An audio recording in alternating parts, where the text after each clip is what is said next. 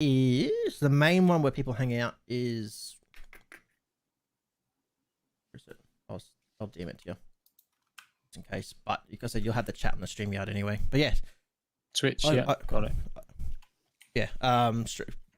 The other reason we like StreamYard as well is what it does is obviously aside from the fact it's recording, it creates an individual audio file. Right. So for the audio side of things, in case someone's too high in the volume, we can adjust that individually. It's so much easier than having 3 or 4 people on one file. Yeah. Yeah. I like that. When you're trying to separate that. I'll do some tweeting. I'll minimize that for a sec. Actually, you're our first guest that's actually not from Australia for once. Oh yeah. Yeah. We've been getting at least. It's done pretty good considering the time zone difference. Yeah. Like I mean, actually no, we had. Sorry, we did have DJ Blue. We had DJ Blue. Sorry, you're second. So second's still good. Yeah. No, where's my profile? Actually, that's rubbish. Let me just do this. I go into here.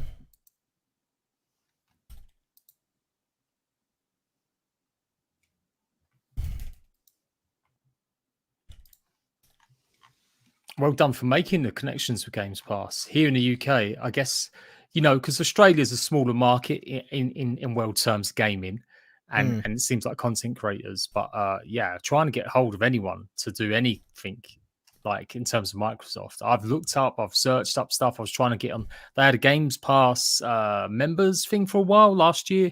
I think Minecraft Dungeons come out. There was a bunch of creators that got a bit of early access or got, you know, review codes and stuff for it to promote it. And man, try and find them connections. Like I know that some of the people to follow don't get back to your DMs, tweets or anything. So yeah, well done. No, it's been awesome. They've been actually really good, and they work with a lot of small content creators as well. It's a third party that it's Xbox ANZ running through an agency, is my understanding. Yeah. No, they've been fantastic. I mean, they sent me out the Xbox Series S. I was like amazed. I was like, what? I'm getting an Xbox Series S before launch? Okay. Okay, and then I'm gonna tweet that, and then I'm gonna reply tweet. Hey guys. Hello everyone. If I can't see chat yet, I'm sorry. It's Boo Boo and Damo on the Hello YouTube Boo Boo. Hello Damo on the YouTube side. Hello. How are you guys? Not live on Twitch. It's live on Twitch. Wait, what? I've got it up on Twitch. No, we should be live on Twitch. Yeah, no, it's up on Twitch. Please It's don't up on stress me Twitch. It's up. I've got it up on It's my it's up. It's live on Twitch. I'm staring at it. We're just late. We're just late. It's my fault because I'm confused sometimes. No, we're up. We're here.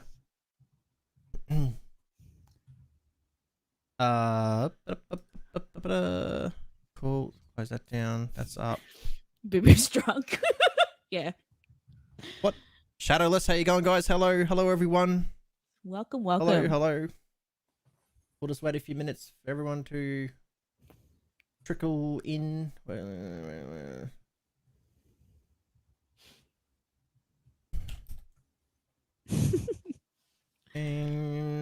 Yes.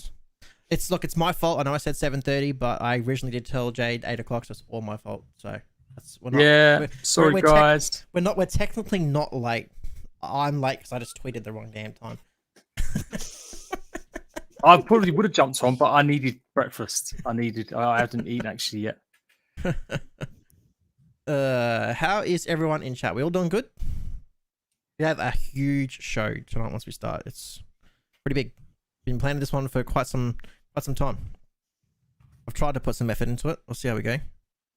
Yeah, it looks great. The stuff you showed me looks amazing. So we'll just wait a couple more minutes and then we'll kickstart. And yeah. Kickstart. Early predictions though. What's I actually don't know what people think is in Game Pass, but what do you think will be the #1 survival game? From chat, what do you think it's going to be? Chat, They're going to say Ark because it's the only game that anyone's ever played. Apparently. Probably, eh? Which is a shame. It's been my mission.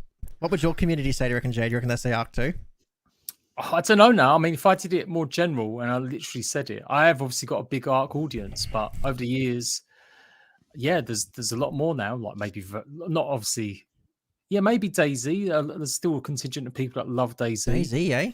Yeah, there's still Whippy says Minecraft. Shadow says Ark all the way from Shadow Bouncer. Yeah. Okay. All right. We'll just start because people are just gonna have to catch up because we have a little bit to get through tonight. So I'll do the usual thing.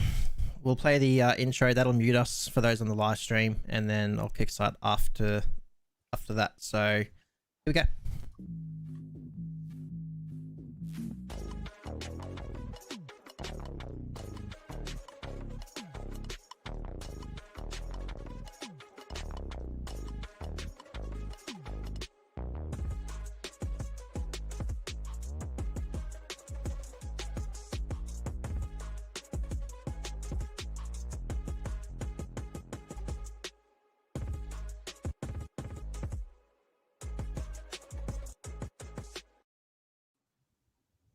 Well, hello everyone. Welcome to episode 10. We have officially made it to double digits in our podcast. My name is Mr. Nightlife. I am your host this evening, and I am joined by fellow co-host Trishnator. How are you today? I'm doing well, thank you. Yeah, been all right for a Monday. Still school holidays, so been busy, taking care of the kid. Other than that, been good. Fantastic. Guys, we have a very special guest this evening. We are along with a special episode. So a little bit different. This is not really a news/review, so to speak, as we normally do. We are going through all the survival games on Xbox Game Pass and providing you with our expert opinion on what the best one is. But we had to bring in an expert of our own to go through that, and that is JadePlays Games. How are you, sir? Where's the expert? I'm really sure about that.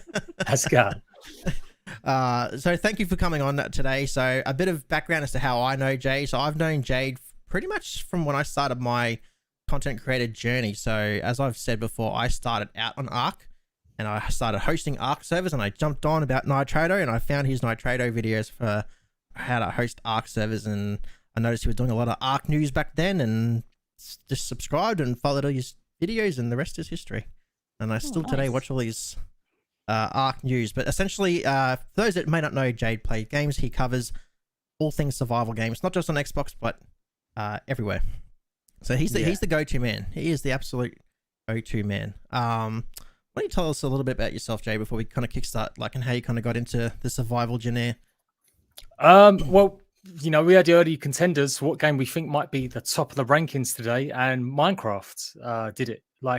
Playing with the kids, and I was just mesmerized by Minecraft, and I got stuck into it. And I remember seeing a bunch of YouTubers at the time, Yogscast and a few others, and they were good. They were funny. I liked them a lot. But I used to do funny voices with my boy, and we play, and he was like 4 or 5 at the time. And I don't know, I just felt like, well, if I can make him laugh, maybe I can make others. So I started out, as everyone typically does, with a Minecraft Let's Play. Didn't really go anywhere. But then it got me the bug for survival, and it was probably Ark that came out that did kind of really make me really fall in love with survival games and start covering it more. So as soon as it hit the Xbox, I was there on day 1, 2015, December, and I started doing coverage on it, just games. And then I started doing guides and tutorials and news, and it just sort of took off. And then I'd always played other games anyway. Even I was playing Terraria still during that time, and all sorts, Destiny. But basically, I started to knuckle down just on survival. And from there on, doing it coming up to 6 years full time now. No, 4 years full time, 6 years YouTube, regular content, at least 2 videos a week. And so, it's been going good. And what's kind of been your favorite game kind of so far out of all the different ones you've kind of played across all the different platforms? Oof. I mean, it's when you boil it down, there's over 50 survival games. They're if you talk about just survival, and I've got to say, Terraria's still probably got one of the best spots for me. Minecraft, and there's some great survival games out there. But one that I can just sit there and absolutely just chill, and especially on consoles, is probably Terraria. Yeah, and that's probably the most unusual survival game. I'm not, bordering the line between real survival or not. But I'm gonna say it's survival, even if no one else agrees. Well, we have to say thank you for coming on to today's show, and we're going to do that by providing you with a 3-month Xbox Game Pass Ultimate code for your community to give away, and that is thanks to the lovely folks at Xbox ANZ, and thanks to Xbox Game Pass. So we're a Game Pass podcast, shock horror. So yes, we do think you should get Xbox Game Pass, because for those that are watching the live stream, and we'll obviously explain it for our people listening in as well, today we have over 12 survival games to get through that we could find. Now, apologies if we miss any, so we'll explain it all for those listening in. We have today to cover Ark Survival Evolved, Conan Exiles, Subnautica, and that Subnautica has its latest sequel, Below Zero. Yep. Grounded, Xbox, The Long Dark, Fallout 76, No Man's Sky, Minecraft, Breath Edge, Frostpunk, DayZ Xbox, State of Decay 2. Now, I haven't run the maths, but I guarantee you, if you were to buy all them individually, I'm pretty sure you're going to spend a couple $100. Fair enough? Yeah. And you can get Xbox Game Pass for about $15 Australian a month, and I think that's a great service in my opinion. And you get more access to more than just survival. So yeah. Great service. What do you think? What do you think about Xbox Game Pass when you look at it from a survival point of view? Yeah, it's been great. Like, it has to be said. I think when one of the first ones they added that really helped boost my numbers was Ark. Actually, when they added that, all of a sudden, videos that hadn't had views for like months or a year, or guides, were suddenly getting. All my tutorials I've done like 1,000 or so videos, and so yeah, just got a big boost, and you really start to see the numbers. Like before then. Like Ark got supported on Games Preview, and so it's always had a really solid Xbox base.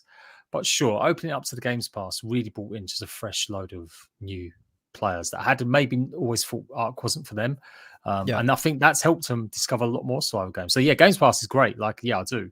I regularly bemoan the fact that other platforms don't have as good a service in terms of what you could try. And so yeah, if you want to play nothing but survival games, then Xbox is kind of the way to go. Especially if you even if you've got a PC with the Xbox Games Pass PC. There's a lot more. PC now. They've included the PC games in that as well. So you've got Medieval Dynasty that's been added to the Xbox PC Games Pass recently. So that's another great little survival game. So yeah, like you can see there's a big market of players that play these types of survival games. So it's great. Just going into your thoughts too with Ark there, when you said it got added to Game Pass, I noticed this. Obviously, I'm a smaller YouTuber, but I know when I first started, I did a lot of obviously Ark and Conan Exiles. When Conan Exiles hit Game Pass, I noticed a huge jump in views, and a lot of it was to do with like your how-to, like changing settings and stuff like that. Probably videos that are so out of date, but I think I got one of the Conan Exile videos now. They're like 10,000 views, but it's probably so out of date information because it was utilizing G Portal or something I don't even know. But yeah, you definitely notice the influx when it hits Game Pass. That's for sure. Yeah, sure. I mean, normally nowadays, unless if there's not too much else going on, and I recognise the game's come to Xbox Games Pass, I will start making new content for it. Whether or not it's just a brand new guide and stuff like that. Like Breath Edge was the one that I wanted to. I really enjoyed that game. That's a great game. But I didn't get time. But that obviously was one of the most recent additions to the Games Pass. It was, yeah. So yeah, we've got other few ones as well. There's a new one called Craftopia. How did I miss Craftopia off the list? Or we'll talk about that. It's game preview as well, so it's not even finished. It's still very early days. But, still, we'll get into. We will add that one. But I actually really enjoyed that one. I've not played it since it's released back on PC, so I ain't got a damn if it's any good yet. But yeah, it was always an intriguing idea, like a weird idea. It felt like a lot of different games mixed into which was admitted what they wanted to do. But I can't believe I forgot to add that one. But yeah, that one's on Game Pass and Game Preview. It's not as broken as Ark, put it that way, when it first really. Well, that's saying something. That's saying something. What we're going to be using is a simple tier system. Once I get through this slider here, so we're going to use a world. Where have I got it? I put it somewhere.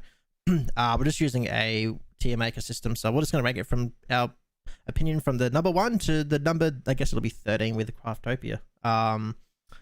and that is that. Now, as far as kind of what we're going to be ranking them based on, this is what I put together here because this video can stop pausing for me for 2 seconds. How we're going to kind of rank them, this might change because Jade's Jesper here. So the survival aspects, kind of what's involved in that particular game. What are the survival aspects? Base building mechanics, PvE mechanics. Obviously, people like a bit of both, depending on what they do. And obviously, how's the game going now? You know, was it great in its time, but maybe it hasn't been updated now? Is it kind of still relevant to what it is doing today? So how well is it supported? And I guess lastly, is it fun? Like, can you have fun playing it? Is that how you kind of rate yours, Jade, when you're going through them? Yeah. Obviously, I just did so similar like video, like top 50 survival games that you can play on console, and I narrowed it down to pretty much them 3 aspects.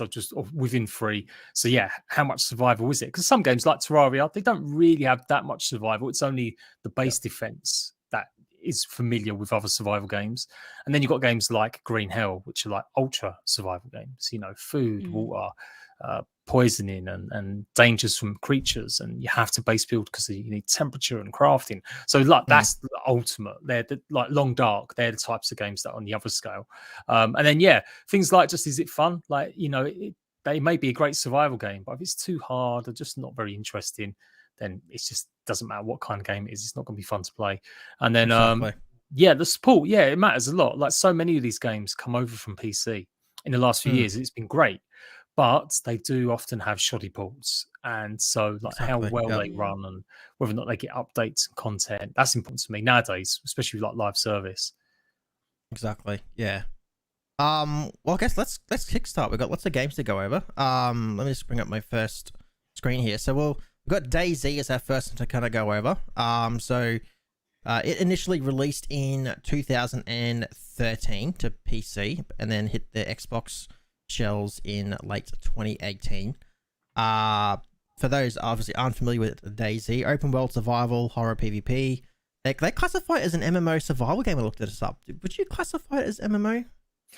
That's what they classify in the bio. So many. This would be a hot topic with certain people, but anything now with like over 20 players, people try and classify as MMO. But to my understanding, it should be like nothing more than over 100 players. Yeah, that's a true MMO. That's what I would say too. Yeah, but I guess if it's more than 8 co-op players, you can call it an MMO now. Why not? Why not? You and I probably know too well. This did not have a good start to Xbox, did it, when it first came out? No, it was horrendous. Like they tried with betas. They did the closed beta with the Xbox Insider and stuff, and the control schemes were just not very good. I mean, they still haven't improved that much, but it was pretty poor. It was pretty poor. Performance, it was bad as well, crashing and constant stuff. But things disappearing, cars, just everything. It probably was one of the worst console launches for its time, and it had an early access game preview, but it's still pretty expensive back when it did launch in game preview as well. So it's come on leaps and bounds though. Like I've given DayZ a lot of shtick over the years, like a lot of criticism, but it's doing a good job of support. Like it is, although it may not be big and chunky updates, it kind of is still giving people stuff every couple of months, every 3 months. You're getting one big update that adds some new stuff to it, new guns, or new ways to explore the map. How are the updates going? I did try to do obviously a bit of research in each game. I haven't been following DayZ for a while. Next one's 1.14. Have you been following kind of what's coming up with DayZ? Or? The toxic zones are probably going to be the biggest thing they've had all year, and it gives me a bit more hope actually, because I was starting to think that they reduced the team that were working on it, and basically that they got rid of half their development team for DayZ last year, and they publicly said their roadmap was going to be smaller, it wasn't going to be as big, and people were still expecting a lot of stuff that they saw from the mod days. So people still want helicopters and motorbikes and all sorts added to it, which may never come. But this update, instead of it just being a new gun or just a couple new redesigns of like injuries, it really is adding the new zones, and that gives me hope that, you know, it makes me actually want to try DayZ for the first time in a while. Okay, fair enough. Yeah, it's been ages since I've honestly tried DayZ or given it a good go. I remember when it was first launched, it was huge. Like I think we even had a server for it for our community. It was full chock-a-block. Yeah. I have no idea. Honestly, I have no idea has it still got a healthy player base? Do you know? Not on officials, as a lot of these games community are pretty based, similar. yeah. But yeah, a lot of people now, and there's some great creators out there that do guides and tutorials, much like you started out doing, showing people how to change things up and mix stuff up. And so now you can modify a lot. You can modify all sorts of spawn points for the game. You can put all sorts of crazy, but like parts of the world. You can make your own town. Like people have worked out how to spawn stuff in, basically. So they're opening up a lot, and some of that still only took place last few months. But it's been a lot better in terms of you do run a community. Then yeah, as a survival game, DayZ could be fun to play with others. Yeah. Have you played this one, Trish? Is DayZ one that you played? Yeah, I played it, and I played it many years ago when it was a mod for armor. Oh, that's going back some. You'll know how much is kind of still missing from their rewrites and their engine. Because if you don't know, like DayZ, basically, it was built on code for an old game at the time, and so they decided to redo the code. So basically, effectively redo the whole engine. And in doing so, they had to strip back everything from the game and start from the ground up. So they eventually done that, and that's why it took so long in early access on PC. But by the time they actually fully got it out, brand new engine, and have been slowly adding bits and bobs to it from the last few years that were part of the standalone mod on PC. Yeah. So going through its survival aspects, I think out of the lot, I think this one would have to rate pretty high because it does try and bring true to the survival aspects. Like you can get sick. Did they? I get confused about what has what. Did they add all the broken bones back in on Xbox? That's coming a bit more, this year, last 6 months or so, they've finally added more, like you need splints and stuff to use, again, which was something that's always been in the game, but they took it out for a while. So it's good. Yeah, so it's a real survival simulation. Yeah, like the food, the water, the understanding, you could get poisoned. Yeah, it is. It'd be really tough. First official, you'd run around just looking for a soda or something to keep you alive. I would say it's definitely one of the toughest survival games. Like if you're new to the survival genre, I wouldn't start with DayZ. Yeah. I would try some other games where you can adjust the settings a bit easier. Of course, it's online only as well, which has its own detractions at the moment. If they ever do an offline mode for that, I think it'd be amazing. So yes, survival aspects would have to rate it pretty high. It doesn't have a PvE. Well, it doesn't have a PvE on official servers. Obviously, it's obviously mainly focuses PvP. You can obviously join community servers, and they usually have their own little rules and how they like things done. Like I think this has a half decent roleplay community. I've seen some few different roleplay people trying to do roleplay, so that's your kind of thing. You can kind of find roleplay communities, but if you're looking to join a survival PvE, I wouldn't say this is the game personally. No. But if you're wanting PvP, then yeah, this is definitely it. And it's got a pretty good base building system too, from memory, doesn't it? Kind of, yeah. There's basic. More. Yeah, it's more like encampments. So you can put like guard towers and barbed wire fences and barricades, like to make your own sort of encampment and stuff. But it hasn't got modular base building. It's not like Conan or Ark, where you can build castles and stuff. It's definitely more just about protecting. So yeah, one day maybe you're meant to be able to barricade yourself in the buildings themselves, but they haven't actually done that yet. They've not. That's one of the features that was on the long promised roadmap for a long time. So with this one, then obviously we may change this list as we go along. So we're kind of going through them. Where would you put this one for now? Where would you kind of float DayZ around in the top 13 list? Now? I would say it's not. I'd probably that's a fair around shot. A 6 we're gonna say a 6 to 8. Yeah, I would say for now. Yeah, might change as we're gonna go through and start to think about these more. But so well, for now we're gonna leave it in the 6 to 8 range for now for DayZ. I think I think that's fair. If they ever had like to keep going on to support the servers they've got or the updates for it, and if they ever had offline, it would definitely go up for me. Like if they can have offline play, that would be a huge bonus. Because some people love the mechanics of it, of just running around, building, exploring. Because the Chernarus map is huge, and it's a pretty place sometimes. So yeah, just that kind of survival element. I think DayZ's got that. It's just getting shot from 200 million miles away by someone with a sniper rifle is not always that fun. No, not at all. And if you want to rent your own server, use code JadePlays Games for 10% off with no trade. Oh yeah, we do have one somewhere if you really want to, but yeah, no, don't worry too much. Yeah, I think I've got them somewhere on my channel and links like that. But yeah, you normally get something like that. Yeah, Dayz's funny. Like they are. Bohemia's a bit of a weird one. They've just started adding more development team now to Dayz again after having one of their studios shut down. So yeah, fingers crossed they're going to be doing more with it. 100%. What is our next one on the list? If I let that one scroll through a little bit, I think we had Long Dark. I think it was Long Dark. I think it's Long Dark. It's just not showing up. We can talk through Long Dark. Yeah, I haven't played Long Dark in a hot minute. I actually really enjoyed it though when I used to play it. So Long Dark is single player. This one, published by Hinterland Studios. So that one was first released in 2014 on Steam. And they brought it out to Xbox on 2017. So it's solo exploration sandbox, or they do have a story mode where you kind of need to think ahead to survive. Very similar, I'd say, if not even more, really focusing on that survival aspect, Yeah, definitely the preparation, obviously the cold temperatures and making sure you got enough firewood to light fires. It's a much really thought out experience. Can be a bit of a slow burn. People do have trouble getting into it, but once you get over, once you learn how to play it and get into it, it's a really rewarding game.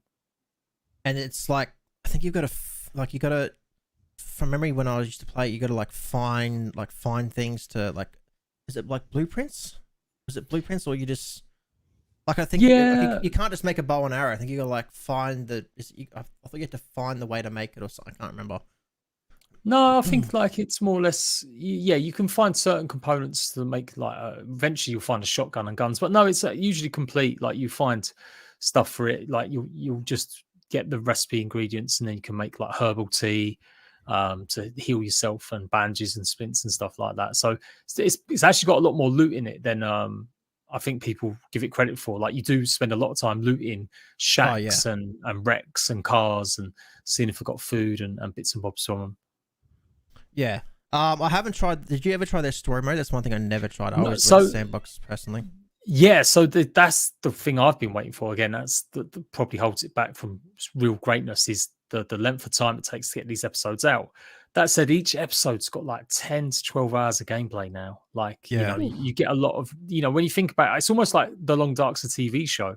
So as long as you don't mind spending 3 or 4 years waiting for it to be finished and getting a new season, you're getting 10 or 12 hours each year, plus updates that give you the update on the survival mode, where you get a sandbox, environments added to the game as well. And they have frequent refreshes where they change a few things and add a few new items during the year as well. So definitely a supported game. Just, it's been a while. These episodes started back in 2017 when the full game come out of early access. They had the first 2. And so it's taken 4 years to get the next 2 episodes out. So, episode 4 is October 6, 2021, which is coming with a price increase. I think they're adding $5 to it is what I read. So it'll be $35 US, which is free if you have Game Pass. So it's kind of irrelevant. But if you have Xbox Game Pass, it'll be free. But if any other kind of platform, $35 US. But I did follow up. They've still got more episodes coming. Including talks of mod supports and updates to survival mode is what I read in an update as well. Yeah, obviously I can't imagine it'll be for consoles yet, but there's talk of Microsoft doing stuff with modding and stuff, and maybe open up UIs and stuff. But in terms of survival modes, the story mode October, and then the map or the area where it sets in a prison in some northern part of it, that will be added as a sandbox exploration part later on in the year as well. And then I guess the final episode next year at some point. Wow, so it's a long time. It's because this game's been, what did I say? 2014, so it's almost gonna be almost 10 years. Yeah, I mean, it's a very small team, but they're pretty. The creator of it's pretty decent. One of the studios that don't crunch, very committed to helping others and doing stuff the right way. So that's why I got a lot of time from. Even though they're a bit slow with these episodes, I've recently bumped Long Dark 10 in last year's survival list that I do to number 2, I think this year. because it made number 2 for you, did it? Yeah, I really looked at it and felt that as a survival game, like a proper survival game, it's a hard one. And Definitely hard. Yeah, it's rewarding though. Like once you get into it, not like I said, not everyone can enjoy it, but once you learn the few mechanics, where to go and get for food, and make sure you're a bit prepared before you go out and don't avoid storms and stuff. I think compared to other survival games, it's definitely got that more survival element to it. So that made it bump up for me. Yeah, and for those that might not have played this is like in the sandbox mode. Essentially, it's just about surviving as long as you can, and on the harder difficulties, it's hard, and it's purely all about surviving against the environment and the animals. Mainly, you're fighting that environment because it's so cold, and you're just trying to move from spot to spot to essentially survive. So based on that, so this one sounds like it's going to rate pretty high in the list. Then, so are we thinking 2 to 5 for Long Dark? Yeah, absolutely. It's going to slot up there. So there you go. So if you've never played survival games before, I would. It's definitely a good game, but I would throw it on the lower difficulties and ease yourself into it. Yes. Yeah. Otherwise, you are not going to have a good time. It's a pretty brutal game. If you're not into PvP, fantastic, because this doesn't have it. It's purely PvE. You're against the environment on this one, and I 100% agree. It's got some great survival elements in this one. Start off with a story as well. A story is like a kind of mini tutorial, so it will take you through the steps to get used to the game. So at least do just like the first episode, which is like 3 or 4 hours, and then the episodes after that get bigger and chunkier. Yep. So there you go, 2 to 5 so far for Long Dark. I think the next one is Breath Edge. Trish, I'm gonna let you handle this one because you played this one, not me. Oh yeah. I couldn't really get into this one when I was streaming. No, I couldn't. I think it's the whole space thing with being out in space. I just didn't like the controls of it. Trying to, keep your balance out in space and watching your oxygen and all that. Yeah, I was watching her and she was like, yeah, you've played this, Jade, haven't you? Oh yeah, sorry, I thought you said. Yes, it's really disorientating. Like the space elements do make it, but I call it Subnautica in space because to me it's got the same sort of crafting options, the same sort of you find new bits that you can unlock. I actually like this. Again, it's another one of them that you got to persevere with the controls. Although they're much improved. I remember trying it on PC with control support, and they changed the system massively for consoles. And it's definitely better than it was. But it's a bit of a slow one again.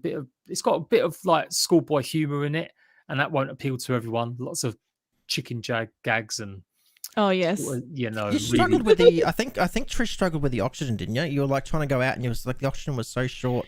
Dying or something. I kept on trying to figure out where things were, like the materials and stuff, and I'm like, I need to keep an eye on my oxygen or I'm gonna die. And then I lost where this ship was, the crash, and that's when I died. So I think you just had to get used to it. And once you get used to it, it's fine. It's just at the beginning there wasn't really, I would say, there wasn't really a tutorial to tell you what to look out for. No, the voices are too quick as well. They've got like a narrator, and he just goes through stuff so quickly that if you're kind of meant to pay attention so that he'll show you where to go and stuff, but it's so quick that you end up like just forgetting half of it because it just goes through too quickly. So it's definitely could do with a bit more hand holding at the beginning. But another one that's got a bunch of different modes. It's got the sandbox mode in it as well, not just the story. And they're going to be adding more content to it as well. I think they're adding another free update to it later on this year. Oh, there you go. What are the because I haven't played. This is one I haven't played. So how does this compare to other ones in the survival? I would say it's pretty high up there. You need food, you need water. Obviously, the oxygen's a big one. Not as many enemies in the early stages. You don't really get to the enemies until like a good 3 or 4 hours into the game, maybe. Oh, see, I only made it to like 2 hours. So I would still rate pretty high. Like I would put it sort of on the same level as just below maybe Daisy or Long Dark. Okay, and the building aspect, is it similar to like Subnautica's type building system? No, to be honest, I haven't unlocked that stage either. I didn't get that far in it. But really, you said this? It has got some sort of modular system. I do believe you can set stuff up, but you don't get to play with that in the story mode until, again, hours into the game. It's more just finding one of these compression compartments, and you can decorate the insides of it. You can pick up all sorts of knickknacks and stuff like that. So for like role playing decoration, it's okay. But yeah, base building in terms of like what you actually need, I don't think you have that until you either do the sandbox mode later on, or it opens up a bit more in the story. Okay, there you go. That one's a recent addition, and we covered that in our one of, I think, episode 9 or 8. We covered that one. I haven't, like I said, too many games. I haven't had time to play them all. I did add logo for this one, so we're gonna hover this one around the 9 to 11. You're saying? I'd say put it up along Dayz. Yes, there a few alongside Dayz. Yeah. Okay. Yeah. Interesting. There you go. So that one's sitting around the 6 to 8 so far, and we are 3 in with 10 to go. We'll keep moving on. As there's so much more to get through. Next one we have to cover is here we go. I already know what Jay's feelings are on this game. Fallout 76. I watched all Jay's videos, so I'm very aware of what his thoughts are on Fallout 76. So, Fallout 76. I don't think we have to really explain too much what Fallout is. Most people know Fallout 76. Obviously, the first game where they've put it online. We all know it was just a disaster of a launch. It was just terrible. And this was a game I was looking forward to. I thought this gonna be my main game. The same. I'm like, this is gonna be my main game. I was at PAX and hyped, and I'm like, this is my main game. It was such a letdown. And then I think about a year. I think once they added the NPCs in, I went in with some fresh eyes, and I enjoyed it as much as some other people didn't. So just to briefly explain it, it's Fallout with friends essentially. You're going in, you're questing, you still got to manage your food and water. Base building in it, so base building very similar to your Fallout 4. You got nukes in this one, so you can essentially nuke other players. You can't like fully destroy people's bases, but you can kind of like minor damage them.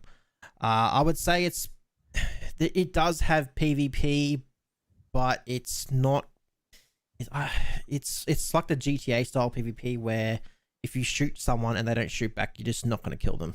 Unless they shoot back and return fire, and it's going to be like that. Where I know this game gripes Jade is their Fallout First membership, and I am in agreement. I did try the latest update, and I'll quickly pull that footage up that I got for the live stream really quick. You get some components of it for free with Games Pass for like the first month or something, don't you? Like you get to try the So their latest edition was the Fallout 76 Fallout 76 World. So what Worlds brought in was essentially brought in customizable worlds, like mods. So Bethesda have their own versions. So I think they were doing a building one. So I think it was like you can kind of build bases easier, stuff like that. But you can essentially, as part of Fallout First, you could have your own server and customize it. So essentially, you could just I tried it and I just turned everything max. So unlimited building, unlimited like everything. When you shoot people and kill them, they go flying. Like they just made it stupid. I just wanted to test everything out. The problem with it, and I'm in full agreement, is with games like Ark that I've hosted, and you go and pay, say, $20 a month for a server, and you get, say, 20 slots. That's it. You give everyone the server details, and they go log on. This one, I have to be online for it. Yeah. It's effectively stripped co-op. Yeah, co-op play was something that Minecraft brought in that everyone's kind of more used to playing in survival games, and every game's done it. Ark, Conan, you can play 4 to 6 of your friends, join your world, and you've got limitations. You can only go certain places sometimes in some of these games as long as you're next to the host. And that's effectively what this is. It just doesn't offer the proper server kind of expectations, because we've had servers and games a while now. So yeah, that's my gripe with it. It's I compare this setup to like the Forest, playing Forest with friends as a host without hosting a server. That's essentially what it is, in my opinion. Because obviously, if and I know Trisha's played the Forest like with her sister. Like if one of them's the host and she goes offline, well, you can't play. obviously the Fallout first, you get other bits and bobs with it, but it's just, I think in Australia it's like $25 a month, and it's just not worth it in my opinion. Like, It's shocking. I just don't understand why it's that way. Like, it's surely got to be one of the biggest criticisms. People want these kind of dedicated worlds. As a survival fan, you're used to maybe renting one on Ark or Conan, or Space Engineers have their own servers. You've got Astroneer that's got its own servers. There's a lot of great survival games out there that have rentable servers. It's not a new thing anymore, for console as well. So yeah, it's just so weird that they went down this route, and they still haven't corrected it, even with all the feedback. So the idea is nice, like being able to customize and adjust your own worlds is great, and stuff you can do, like, but again, that's all still common stuff. Like, you've done videos on it, you've done guides on Ark and Conan. That's a given for me. It's nothing new, yeah. Yeah, and so the idea I've got to spend more money on it, it's just mad. I wouldn't mind so much if they actually offered the game kind of for free with it. Like, imagine if it was genuinely a subscription service where you didn't ever buy the game. By now, everyone's probably either got a copy or can get it cheap.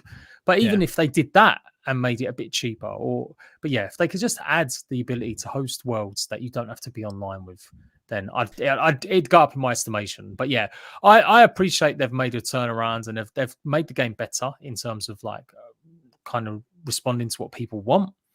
And majority of people apparently don't like PvP, and so they nerfed the PvP quite a lot from its launch. Terrible. I tried it. You shoot someone for days and they just don't die.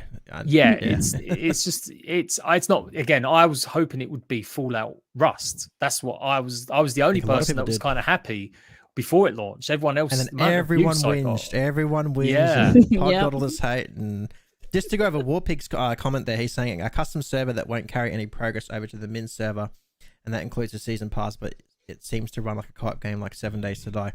I think this is the problem with the way they set it up. Like, if let's just use their Fallout 70, their Fallout First membership. If that gave me a server where I don't need to be online, the progress carrying over is not an issue, because what people need to remember is like Ark, for example. If you have a server you rent on Ark, of course your progress isn't going to carry over to official, because it shouldn't. And if it was set up like that, that makes more sense, because if you've got a server of Fallout 76, let's say it's got 20 slots, you don't have to be aligned. You're building your own community that you progress within that community. That's fine, but it's not set up that way.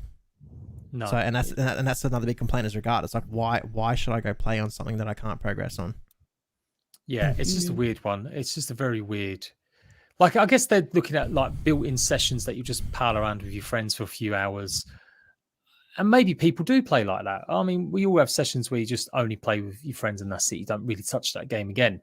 But then that leans into, that old age saying, if the game's better with friends, it really means the game's a bit shit.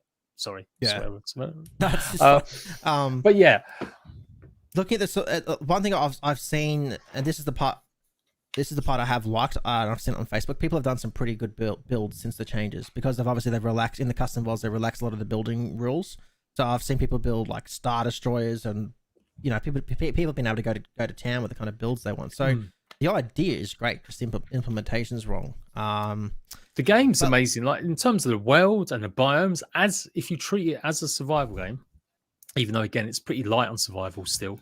The biomes and the depth of creatures and the exposition you find, it's leading the way. It's kind of what I've wanted in a survival game: a bit more story and a bit more focus, and it's got some great stuff in it. That's why it hurts so much that they've kind of ruined it a little bit. Do you feel it's considered from its launch to now? Do you feel it's redeemed itself enough? No.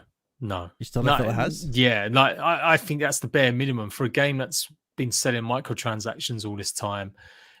Like, yeah, I expect updates. I don't think they've gone above and beyond like a No Man's Sky. No, not yet. Anyway. Yeah, and the other thing that the other thing as well, because I think they built this on the old Fallout 4 engine. So because you got the next gen console graphics now as well, like sometimes it just looks a bit disappointing now when you play this game compared to other survival games out there now. It's like, just like it's starting to feel a bit old. That's probably, maybe it's harsh, but it's just I launched Subnautica. I know we'll get into it. Subnautica Below Zero, it looked amazing. And if I load up Fallout 76, it just doesn't look as great. Because I enjoyed it when I played it, but I think I'm done with Fallout 76 now. But Still got a great community. Like I said, so you got base building. It does have PvP, but it ticks all the boxes, but it just doesn't do it enough. It just doesn't do it enough. So yeah, it'd be more like I'd classify this more as PvE, but it does have PvP, but yeah, it's just the way they implement it. So we got 13 games. So where are you feeling?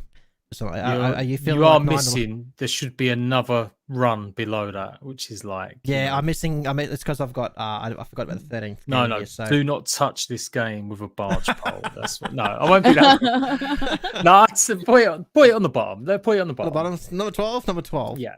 But I do appreciate people like it and enjoy it, and there's no problem with that. And if you're someone that doesn't like playing with others, and you really do just want to mess around, I just still feel like it just could be doing a better job. It could still be doing a better job, and I don't know if they'll ever learn from this experience. Hopefully, they will in future if they ever do anything like this again. To be honest, I think most just want Fallout 5. That's all, or a remastered Fallout Vegas or something. I think is another one I see a lot of. Oh, New Vegas was a good one. Yeah, people want to remaster New Vegas. So if you're an old Fallout fan and you haven't touched this yet, you probably don't want it because you're probably going to be disappointed based on majority. But again, Game Pass. This is what I mean about Game Pass. Like the beauty of Game Pass, if you've got it, you've got absolutely nothing to lose apart from your time of trying it out. That's the part I like about Game Pass. So it sits at number 12 for now. Moving on from Fallout 76. Our next one in the list of things to do is Subnautica. Here we go. Something a bit more interesting. So I didn't realize Below Zero had already released. I thought it was still coming, but essentially we'll just categorize both. So we spoke about Breath Edge being in space. This is just the other end of it. It's underwater. So underwater adventure survival game. So Subnautica first released in 2018, the original, and their sequel just released, Below Zero. Have you had any time to check that one out yet? I know it's only just released. Jade, have you had a chance to check out Below Zero? Yeah. So I did guides when it came out and covered it in its early access on PC, and then when it hit Xbox and PlayStation, and June I think it came out fully, and it's just got added to Games Pass recently. So sequel's been out like a good 4 months now. But yeah, it's good. It's definitely streamlined. It's much more. Oh, hang on. Polished. So the sequels? Are you saying the sequel's already been out on Xbox for a while? Yeah. It came out in June. It's only just been added to the Games Pass. Okay. So it's only just been added. That's what I'm missing. Okay. Yeah. That's what's confusing me. So it's just been added to Game Pass then. Okay. Yeah. But yeah, it's a great game. Like I've put this as like number 3 or 4 in my all-time survival games.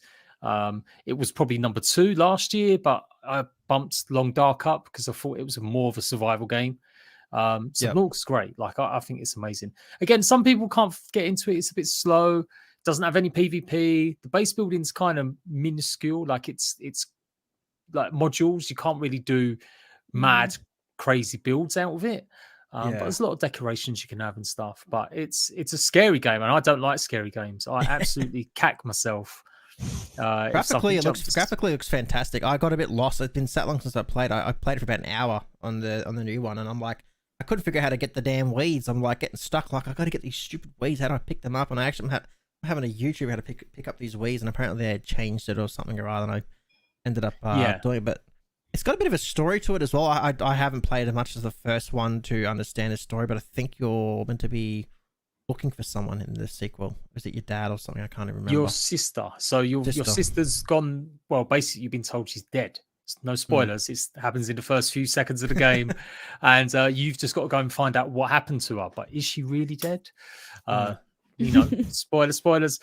So yeah, you're basically tasked with finding out what happened, and you go to the planet to investigate. But you don't need to play the first game, which I really like. Have you played any of them, Trishnaya? It's been a hot minute since I've touched it because I played it before it was even on the Game Pass and all that. But it was good when I played it. Yeah, it was I played all it on PC. It's had a bit of a problem on consoles. Like the first one had performance issues, and it was on Game Preview for a while. But I've had plenty of updates that have give it a bit more of polish and optimization now. So, but Below Zero definitely runs a lot better. It's got much more 100%. better story. Like you don't need to have played the first one to understand the story. So you wouldn't be missing out if you decided to just go for Below Zero, because I think Below Zero's got a nicer walkthrough. I like the first one. I do. It definitely gives you more of a. If you're used to survival games, try the first one because it doesn't hold your hand as much. But the second one, it honestly just looks really nice. I was actually really. I was just stretched for time with work and stuff, and I was like, this actually looks really nice. Like, come up with the service, and they got the nice sunset and stuff, and yeah, I could easily had some time, put some more time into this. The base building, even though it's quite simple, apparently a lot of people still need help with it because it's like the second most watched video on my channel is how to build a base. Yeah, because you need a special scanner and stuff. Yeah, I suck at building of this. I was just starting to learn the tools. Like I got as far as like I think it's an oxygen thing. So you put the oxygen thing at the top of the water and you put all these chain pipes down or something or other, and you obviously can lead these chain pipes to everyone to go, and you can like utilize them for oxygen or something. I don't know. I YouTube how to get pick the weed, so I can understand probably. If you're a YouTuber, go watch Jay's videos. yeah. Adds on to that one. I've got one for Below Zero base building too. There you go. Yeah, I really enjoyed this one. So again, if you're not into the PvP side of things, another great survival game pass. It's more single player. Well, it is single player and PvE oriented. If I can pronounce that word right, bloody hell. Good game. That's essentially what I got to say. Both great titles, both on Game Pass. Go play this. Go play the sequel. Where are we going to rank this one, mate? Yeah, top. Like if it's there, like if there's space on that second run, I don't know if there is next to Long Dark. Yeah, for sure. Up there, eh? There you go. Subnautica up around that 2 to 5 so far. So let's recap so far for those listening in. We currently got Long Dark hanging around that 2 to 5 along with Subnautica. We've got Daisy and Breath Edge taking up to 6 to 8. 9 to 11 is vacant for now, and then we have Fallout 76 sitting in at number 12. We haven't got, so there should be a number 13. It might Fallout 76 could be 13, just because I forgot a game. Actually, let's do that game now since I haven't got it on the list. Let's have a bit of a chat about Craftopia, because that is on Game Pass and game. Yeah, it's a fairly new one, so don't be worried, people, if you haven't tried it out yet. It's made by like a really small, tiny little studio out of Hong Kong, and they're just a really small team. They've got some bonkers ideas. It's a mixture of RPG, survival, automation, and farming. It's like a real blend of all of that stuff. And when it first came out on PC, it was just a bit of a hot mess. Like it was all mixed together, but didn't really have enough story. It just seemed like it was like a test zone that you just run around doing random stuff in. But they have refined it. You can process cows that get put into a giant saucer to make cow soup, and they get chopped up as they go along conveyor belts. It's probably the most bonkers survival game you'll ever play. Yeah. At dungeons as well, you could go do dungeons and stuff. Yeah, as well. They've added a lot more, definitely. I haven't tried it on the Xbox itself yet. People were asking. I covered it in news, but I haven't actually got around to trying it out recently. Was Dungeons in there when you played or no? Yeah, and it was pretty bare bones. So it wasn't really that great. So I'm intrigued to see how much it might have improved. The makers of this, though, have got a new game coming out in future. In fact, I don't even know if this is actually is it on Games Pass? Yes, it is on Games Pass. Yeah, it is on Game Pass. I think it's about. I don't hold much of this. I think it's about $30 Australian if you don't have Game Pass. I think the game preview. But the game makers have already announced another new game they're working on, which is basically Pokemon with guns. They've got some cute it's called Power World or something like that. And I saw that one. Yeah, it's just a bunch of Pokemon that you make work in gun factories to make guns for you. Is that concerning? They're announcing a new game when they're still working on this one. How big is their team? Well, yeah, that's what I thought. It seems a bit small, but they're updating. They have been updating this game regularly. Like they've been doing updates at least every sort of 6 weeks. Some of them been pretty chunky, adding new areas, new ways to play. So I guess they're micromanaging it. It feels like Craftopia is a bit of a test run for their first real attempt at a proper survival game. Yeah, like you could. I didn't get this far in, but like you can glide around places and get a hoverboard and there's loads of ways to travel. I didn't play this, but like you can have like the automation of like Satisfactory, like setting things up and utilizing like cows and stuff. It's just amazing all the different stuff you could do. One of our other content creators, Epic, she's been playing this quite a lot. She's been really enjoying it. I think you can have up to 8 in a server with you. I think it is. I think it's up to 8, so you can have a fair few playing alongside with you. And she built some big, massive like castle looking thing. That's cool. Yeah, so this one surprised me. I didn't actually think I'd enjoy it. Again, it's just time. It's probably the same as you. I enjoy a lot of these games, but then the next game comes out and then you go to cover it, and it's like, well, I don't know where I find the time. Yeah, so many games. Warpig says early access on Game Pass, same as Grounded. Hey, Warpig, some more rat bags in chat there. Is that defined as early access? Is it Grounded? Yeah, game preview is the game preview. Yeah, the Xbox equivalent. I didn't realize Grounded was still classified as that. Okay, interesting. Okay, so I haven't made. We'll have to envision where this one goes because I haven't actually added it to it. But where would we slot Craftopia? I'm feeling that 6 to 8. Yeah. Would you not put it that high? Yeah, because I'm looking down the rest of the games to cover, and like some of them are great. So I don't know. Yes. We'll have to have a rejig here anyway. Yeah, maybe we slot it at the 9 to 11 for now, and we'll evaluate. Yeah, because I just looked. We've got a lot of games to rank. It's gonna be hard. I'm looking at that list, going bloody hell. Okay. In fact, if I don't actually lay out exactly what I did recently in my list, people will be like, "Hang on, you said you put this game as number 2, but you've put it on number 5 on Mr. Nightlife's podcast." Yeah, it's a different day. Yeah, I'm feeling different today. I'm feeling different today. Okay, all right. So I think we're about 6 or 7 in. I think I'm not even sure. Okay, here's our next one on the list. I think you've got the footage of this one, Trish. So State of Decay 2. Interesting game. They already announced State of Decay 3, but I haven't heard anything about it since they announced it. And then in the last conference, was it Gamescom or something, they announced the Homecoming update. I don't know if you had a chance to try it, Jay, but tried it out because I never played State of Decay 1. So Homecoming essentially sends you back to the OG map of State of Decay 1. I liked it. I usually play this on a hard difficulty. I lost 2 community members within 10 minutes. I was very upset. So this is a very different sort of survival game. Zombie survival for those that may not have never played State of Decay. So group of 4, you can play solo or you can play with up to 4 friends. You're not really stressing about food, stuff like that, but it's just survival in the sense of there's no base building, but you're managing base building. So, you know, what outposts you want to get to try and make your base run better, what base do you want to choose, what community members do you want to get to have different strengths, weaknesses that are going to help you kind of get through. Would that be a fair assumption there, Jade? Yeah, definitely. It's definitely got that more simulation-based aspect of managing stuff. And I like it. It's different. I like survival games that are often something new, that aren't just, just simply the same as we've already got. So State of Decay is a pretty old one, actually, when you think about it. It came out before Ark or just at the same time, the original. Way before then. Xbox 360, wasn't it? Pretty sure. Yeah, I never played the OG. Only number 2 is where I got into it. Yeah. So really, it's one of the first survival games to really come out on console other than Minecraft and Terraria and stuff. So people had a big problem with number 2 not really progressing as much as number 1, but in my eyes it's probably servicing the people that like the first one. If you liked it, you're probably going to enjoy the second one. It's more fleshed out, loads of support, loads of updates, no PvP unless there's a mode that I've never played.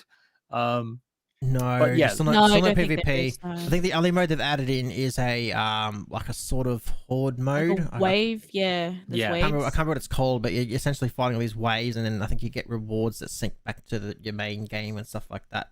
Yeah. But yeah, no PvP. Yeah, is that something you'd like to see in State of Decay 3? Well, maybe.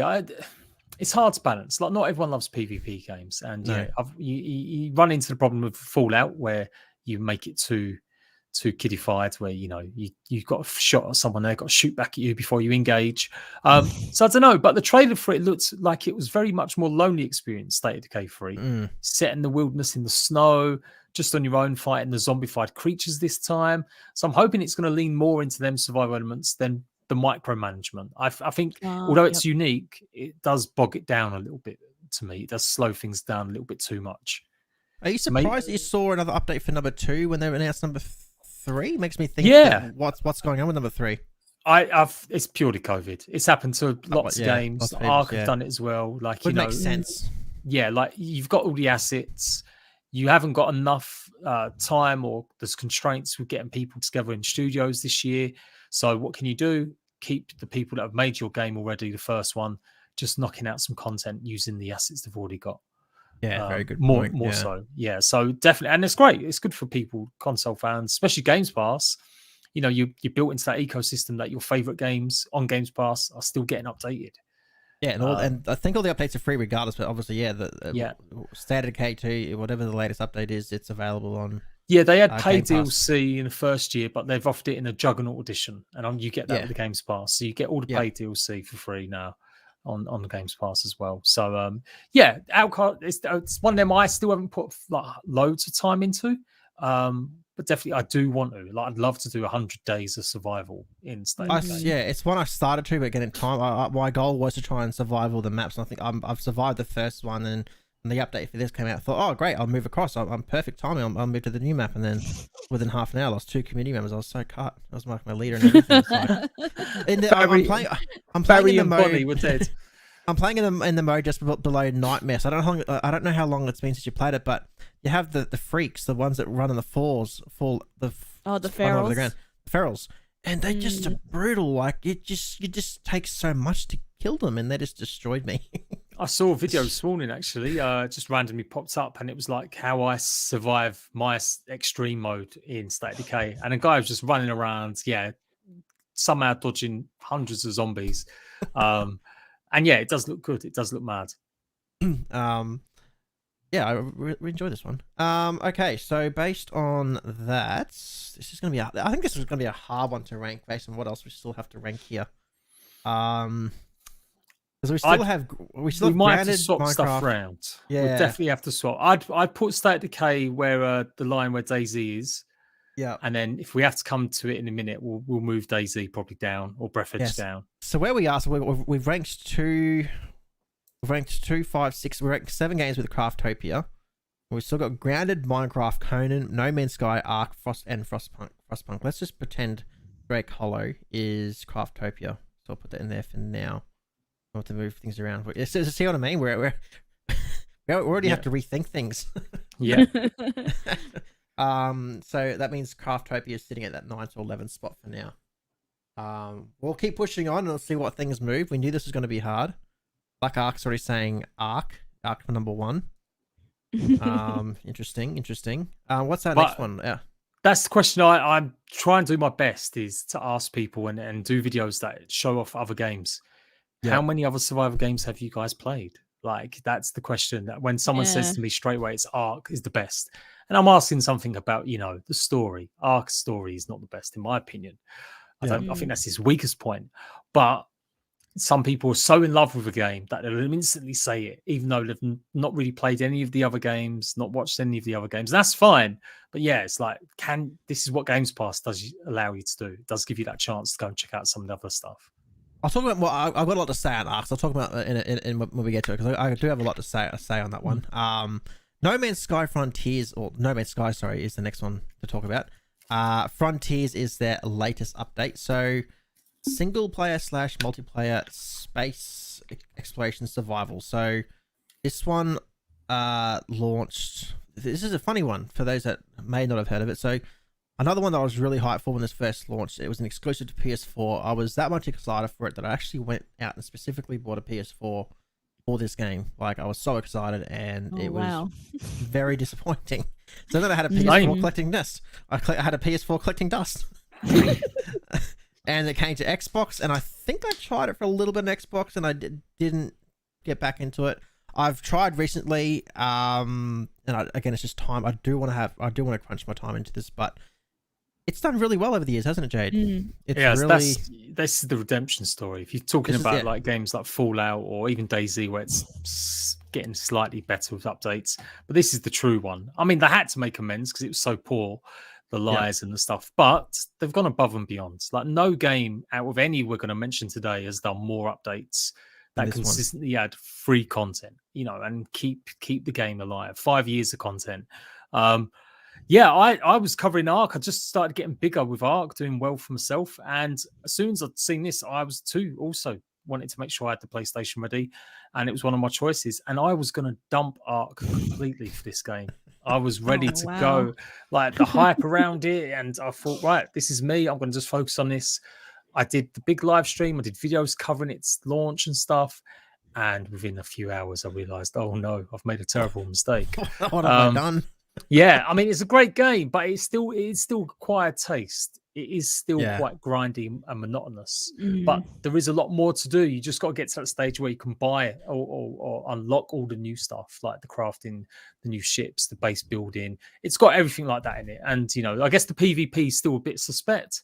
Does it have PvP in it? You can turn on friendly fire, I think, so you can have little space battles with your friends and stuff like that. Or I don't think it's got it as a preset in like a world that you'll just join a randoms. Although I could be wrong on that. I could be wrong. So yeah, multiplayer is just inviting your friends, isn't it? From memory, I don't think there's no specific servers. Oh no, it's session based, so you can join just random sessions, and there'll be 32 players on there on an Xbox Series X and S, and yeah, you're not friends with them. So yeah, otherwise, you can have it worlds just you and your friends, or you might necessarily like run into people. It's still a huge universe and stuff. It's not like you're going to be going on a planet and there'll be instantly 20 people there. But I think there is the session based system where you can run into other people. And the Frontiers one adds the ability to like run. I haven't got that far into it to try, but I think I'm not sure if you got that far into it in your live stream. You can like run communities or something, can't you? Or something? Did you get that far into it when you on the live stream for the update? I didn't know. No, it takes a bit of a while. I had to go in cheat modes to do it all and find it. But yeah, that's another. It's a small update. Sometimes these updates, they are great. They've been added, but they definitely need a little bit more polish once they've been added. But they're pretty good at doing that as well. So yeah, I rate these guys a lot. Like I bumped them up from I think quite high to like top 5. I think this year. And yeah, it's survival elements are light. You know, you don't need oxygen really. That's the only thing you do need. Yeah, it's usually the oxygen or the radiation. It's usually oxygen or was it the radiation? I think there's 2 parts to it, isn't it? Yeah. Yeah. So it's still fairly light in compared to some of the other games, but it's just got a lot. If you can get into it, if you like the mechanics of it, there's a lot to do.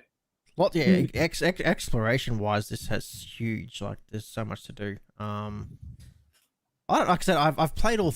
If you're looking from a single player aspect, this even though I haven't put that much time to it, would you say this would be from a single player aspect? Would this be the top survival, or would you still consider like Long Dark still takes the top? No, I definitely think this is still, as much as I love it and I promote it, it's still not got enough.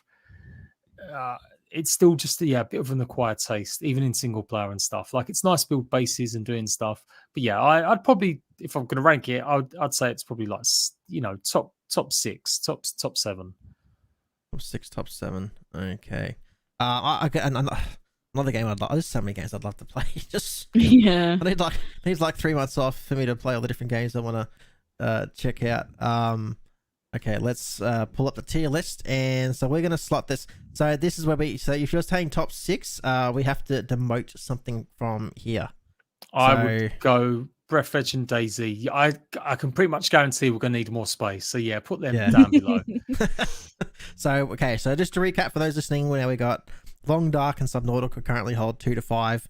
We got State of Decay 2 and No Man's Sky taking 6 to 8. We just queued up 9 to 11 with Craftopia, DayZ, and Breathedge, and we got Fallout 76 sitting down the bottom so far, and that's where we're at. It's gonna get harder and harder now as we get towards the crunch of things. Okay, No Man's Sky, great redemption story. No Man's Sky, well done to the guys. Okay, I think the next one, here we go, Conan Exiles. Personally, I haven't played this one in quite some time. I did play this on launch on Xbox. Another disaster. This one was at launch. I actually went through Conan Exiles has some of my earliest videos on YouTube, so I was going through them the other day, actually, funny enough, and it looked awful. It was so buggy at launch. Jade knows. But yeah, another one I had a lot of fun playing. This was the This was like the second biggest survival game next to Ark. This is like the next big one alongside Ark, wasn't it, at the time, wasn't it? Yeah, it was. Yeah, they did well. Like on PC, the company basically weren't going bust, but they were on their last legs, and they just said, "Look, what's popular at the moment? Survival. Right? Can we make a survival game based on the franchise of Conan that we could kind of partly own some of it? Sure." So they built it within just a space of, again, like 9 months, 10 months, and it saved them. Within a month, they recouped their costs 4 times over. And although it's not as big as Ark, it's still sold millions. Big competition, obviously. I think actually Conan Exiles' life has been prolonged, not just because of Games Pass, but actually because of PlayStation as well. It went on the PS Plus first before it hit Xbox Games Pass. And that just brought a lot of new creators to it, a lot of new people. It was back in YouTube's algorithm. It was back on Twitch.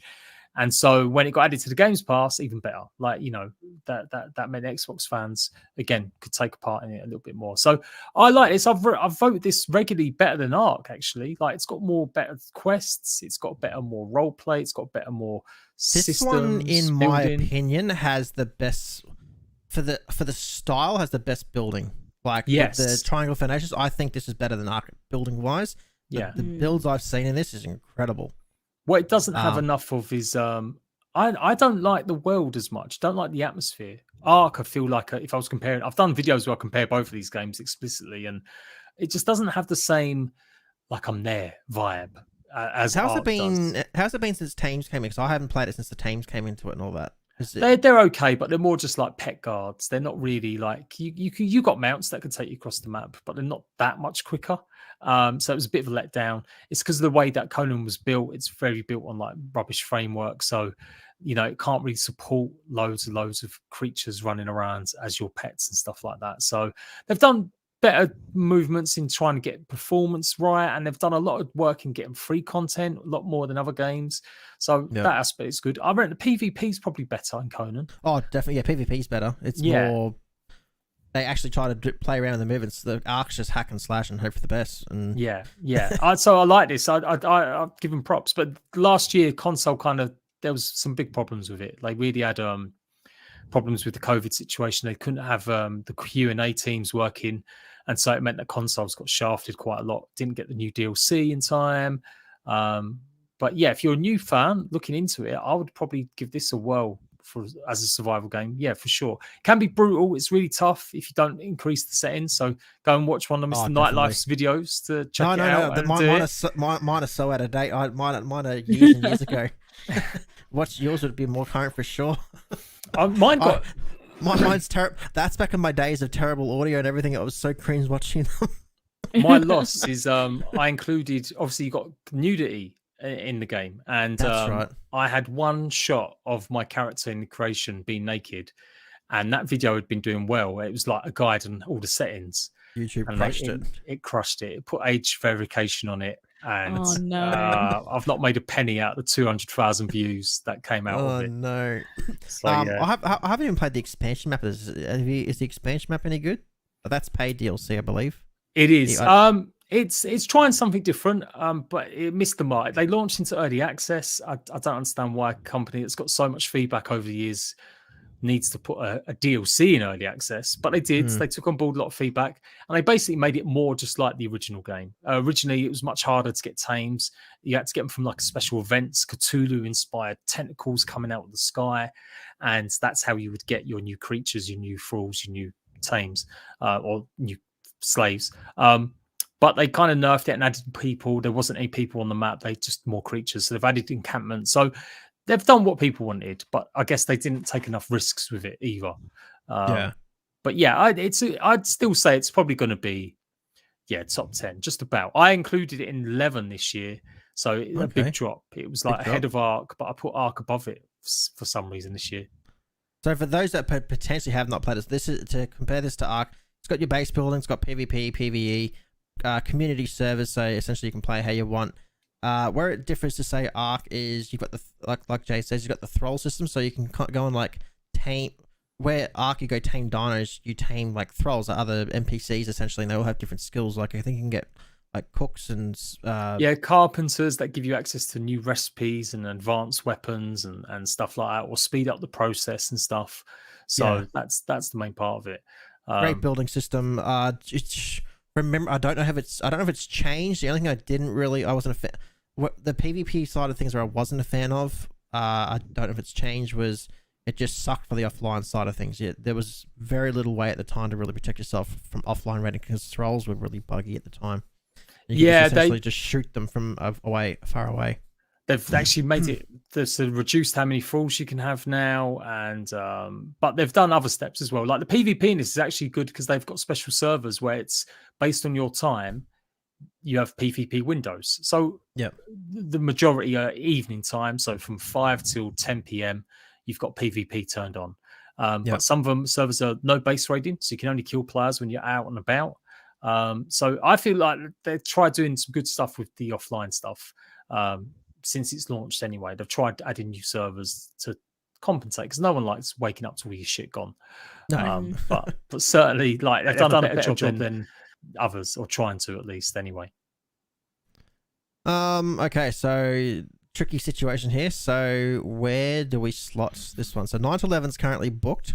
Are you saying you would like this one in the 6 to 8? We have a little bit of room in here. Oh. I'm trying to. Was I harsh on them last week when I put them out of the top 10? I'll go and put them 6 to 8. We'll put them 6 to 8 for now. 6 to 8 for now. Yeah. Yep. That might be rethought. So currently, Conan Exiles takes the 6 days, which is not bad. Not bad. You know, there's nothing wrong with that. But currently holds 6 to 8.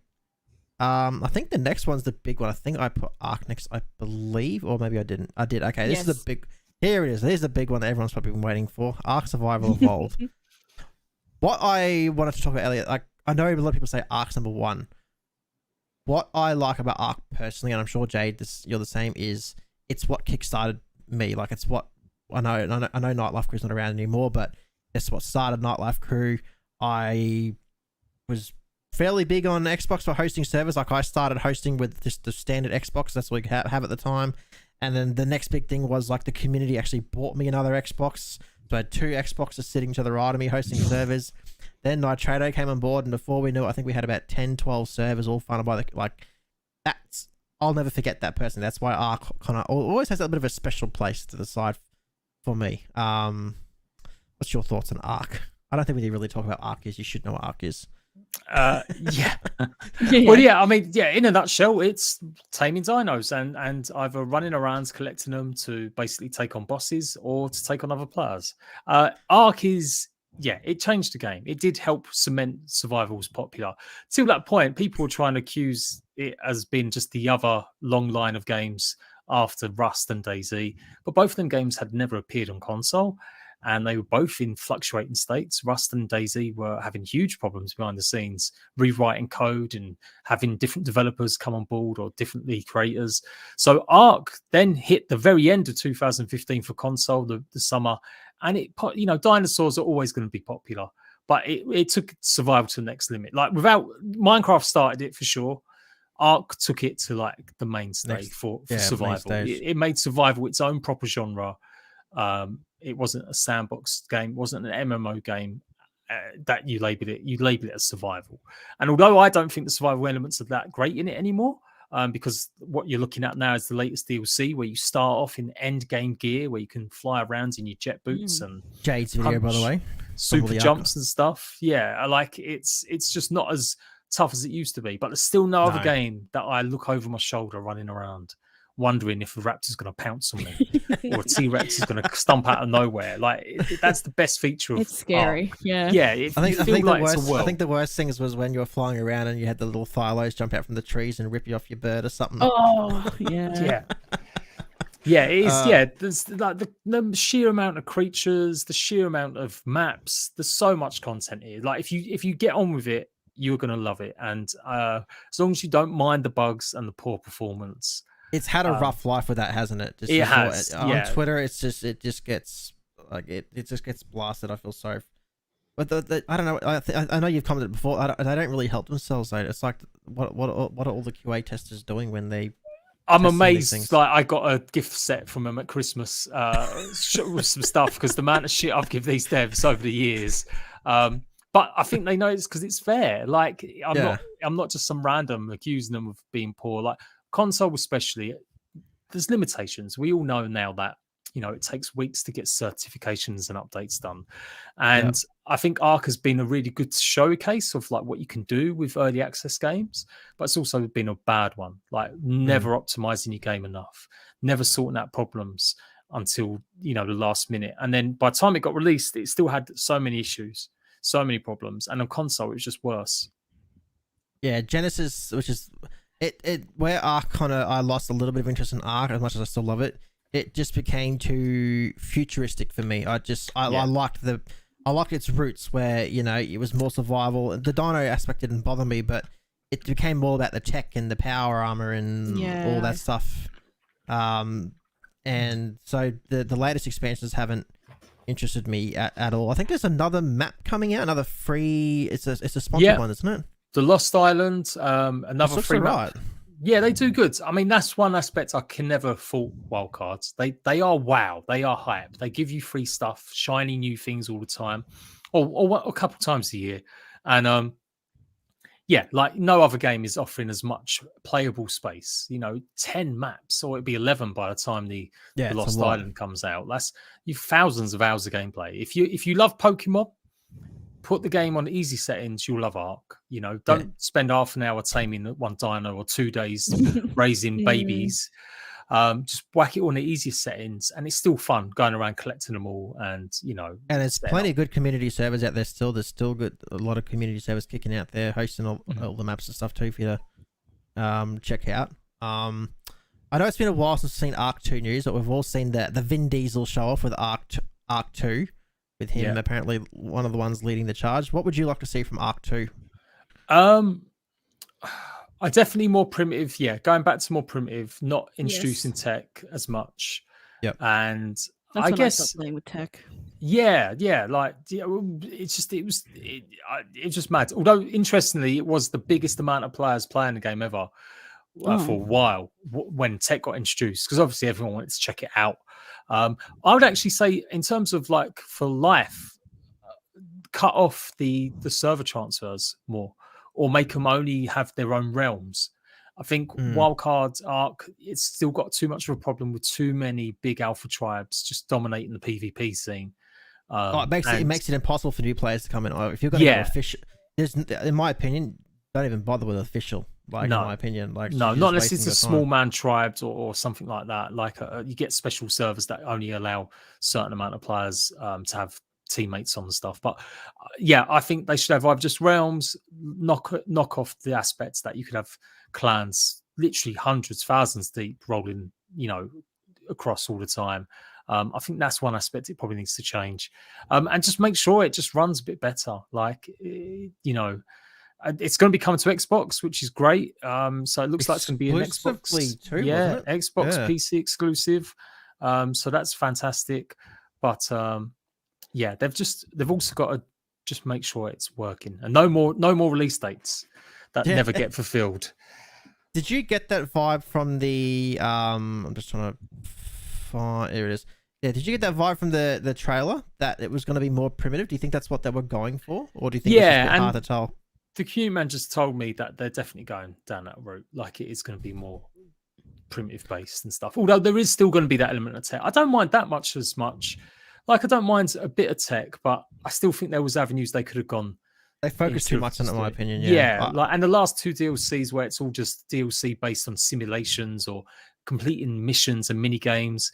Again, stuff I've always said I want to see more in survival. I want to see different ways to play, a bit more story. But I shouldn't have to complete a mini game to complete the game of a survival game. That seems just a bit lazy. So it definitely felt like, again, COVID kind of meant they had limited choice in what they could do. And they decided just to go with what they could to get Genesis 2 out the door and done. Looks like as well we might even get some more like introduction of NPCs this time, which it doesn't really have in Ark at the moment. Yeah, like enemy tribes and stuff like that. People have been saying they want that for years. It could work, hopefully, as long as the AI is not too derpy. I think the dinos in Ark are great. Like, sometimes they seem a bit derpy and they get stuck on rocks and trees and stuff still. But yeah, they still got all unique animation sets, like attack damage, and it's definitely one of the better games for like creature design. Yeah. I guess with COVID, we have no idea when Ark 2 is even potentially even possibly coming out. Do we? Could be. I think it's going to be a few years away still. Personally, I reckon they might hit 2022, but it'll be early access and it'll be the end of the year. Like I can't see it coming out. Sense. Yeah, since they're releasing another paid map now, a free map now. Yeah, easily not till the end of 2022. And we've released aside from this trailer, have we actually seen any more news? I don't think we have we? No, just leaks and stuff from like showing art that's been leaked roughly and some rumors and stuff. And so yeah, I wouldn't expect to see much more now until maybe the Xbox event. I think it got the Xbox Expo towards the end of the year or the Game Awards. Yeah, you know, unless the Game Awards has been moved forward. Has it been moved forward? No, I'm sure we've got the Game Awards still to come. So yeah, that's probably when we're going to see a bit more from it. So Ark as a franchise still has a very long life. There's definitely not. We got Ark 2 coming out. You're going to be seeing Ark for the next at least another 5 years. But based on Ark alone, I think what it offers at the moment is some good community servers. I guess you could probably do official PvE if you want, but I don't know how messy the maps are because they don't really clean them up. I personally wouldn't touch PvP official. What a waste of time that would be, in my opinion. Unless you obviously got some big massive tribe. Where are we ranking this game that a lot probably want to see number one? I mean, I'd say everyone's going to go hate me, but yeah, I would only put it. I'd put it before Drake's Hollow, before Craftopia, but on that same run. Oh, you ranking it that low? Yeah, 9 to 11. Ark just doesn't rank for me anymore. There as you a survival go. game. Drop. I thought you might be about 2 to 5. To be honest, so you've ranked that a lot lower than I. Oh no, the other side. Put it on the other side of Drake Hollow. If we're going along them lines, well, we got to hang on. So we got 9. No, we've got to demote something here. I've got 12. Well, I haven't got a 13. So are we saying Fallout 76 is number 13? Yeah, go on. So then, what's going to be number 12? Drake's Craftopia. I'd actually put Craftopia down as well. To 12? I probably wouldn't. Yeah. Okay. So that means Fallout 76 number 13. Craftopia is now number 12. Are you saying Ark's like number 9? I am. Ep10? Maybe. Or are you going to say it's number 11? I mean, no, I did say Ark's better than Conan this year, so I'd probably swap it for Conan. There you go. Okay. To be fair, now you got me thinking about it, getting deep on it now. State of Decay, I'd say State of Decay probably needs to drop a run as well. So swap State of Decay for Ark. Okay. And then put No Man's Sky in front of Ark. There we go. Yeah, and that's it. That's more fair reflection. So here's our summary. Here's where we're at. So we've still got 3 games left to go. So we've got Long Dark coming in at the 2 to 5, along with Subnautica. No Man's Sky, Ark, and Conan Exiles makes up 6 to 8. So slots in Ark at number 7. Yeah. Then we got State of Decay, DayZ, and Breath Edge take up 9 to 11. Craftopia takes up 12, and Fallout 76 taking up 13th spot currently, with 3 games to go and probably a little bit more shuffling potentially. All right. Let's do an easy one. I don't know if you've got it in your slides, but Frostpunk. I reckon we can get that one out of the way quickly. We can get that out of the way quickly. It's been a while where is it? This one's bloody hard. I've only played a little bit. That's a hard city. It's like a city simulator in short. So most survival fans be like, "There, I'm not touching it." I've never touched it before. But it's a great game. It is a great game. I like city builders. I do. It's hard though. It's hard to understand. I found it hard to understand. Like trying to build. You have to build. I think I've got some footage. You have to try and like build things in the right spot, or people will just die and they won't be able to. Oh gosh. It's almost like a circular aspect. So like circular one, you have to keep basically your people in warmth. And as long as you build the right furnaces or then touching distance of the big furnace, they'll be okay. But then you've got to make sure that food supplies and electricity supplies are built in the same sort of radius. And then you've got all different graphs. It is a proper city builder. So if you're not really into city builders, you may not enjoy it, even if you are a survival fan. I love games that really change up survival. So any kind of game that adds a bit of difference to it. So obviously it's a city builder with survival elements. Yeah, exactly. I tried to install it on PC the other day, and And I even on PC, it was like, oh my god, it's just so confusing. But it's got a number 2 coming out. It's got a sequel coming out. It's obviously doing alright for itself. It's going to be good. I kind of wanted them to expand. I would have played like a proper third person survival game set in this world. You know, steampunky, running around gathering supplies. You know, in ruined cities covered in snow, where heat and storms. That sells it for me. But no, it's going to be just another city builder. And I think number 1's just had I think it's had an expansion come out in. I think it had. Let's double check. It had PCs had them all, but consoles three new expansions it had. Sorry. Yeah. And it was about 20 hours content. That was in July. Sorry, that's what I was looking at. So I'd say it's a good game, but because it's maybe not full survival, I'd probably put it, low on the list. Hang on. Are we still there? Yeah. Yeah. Hello?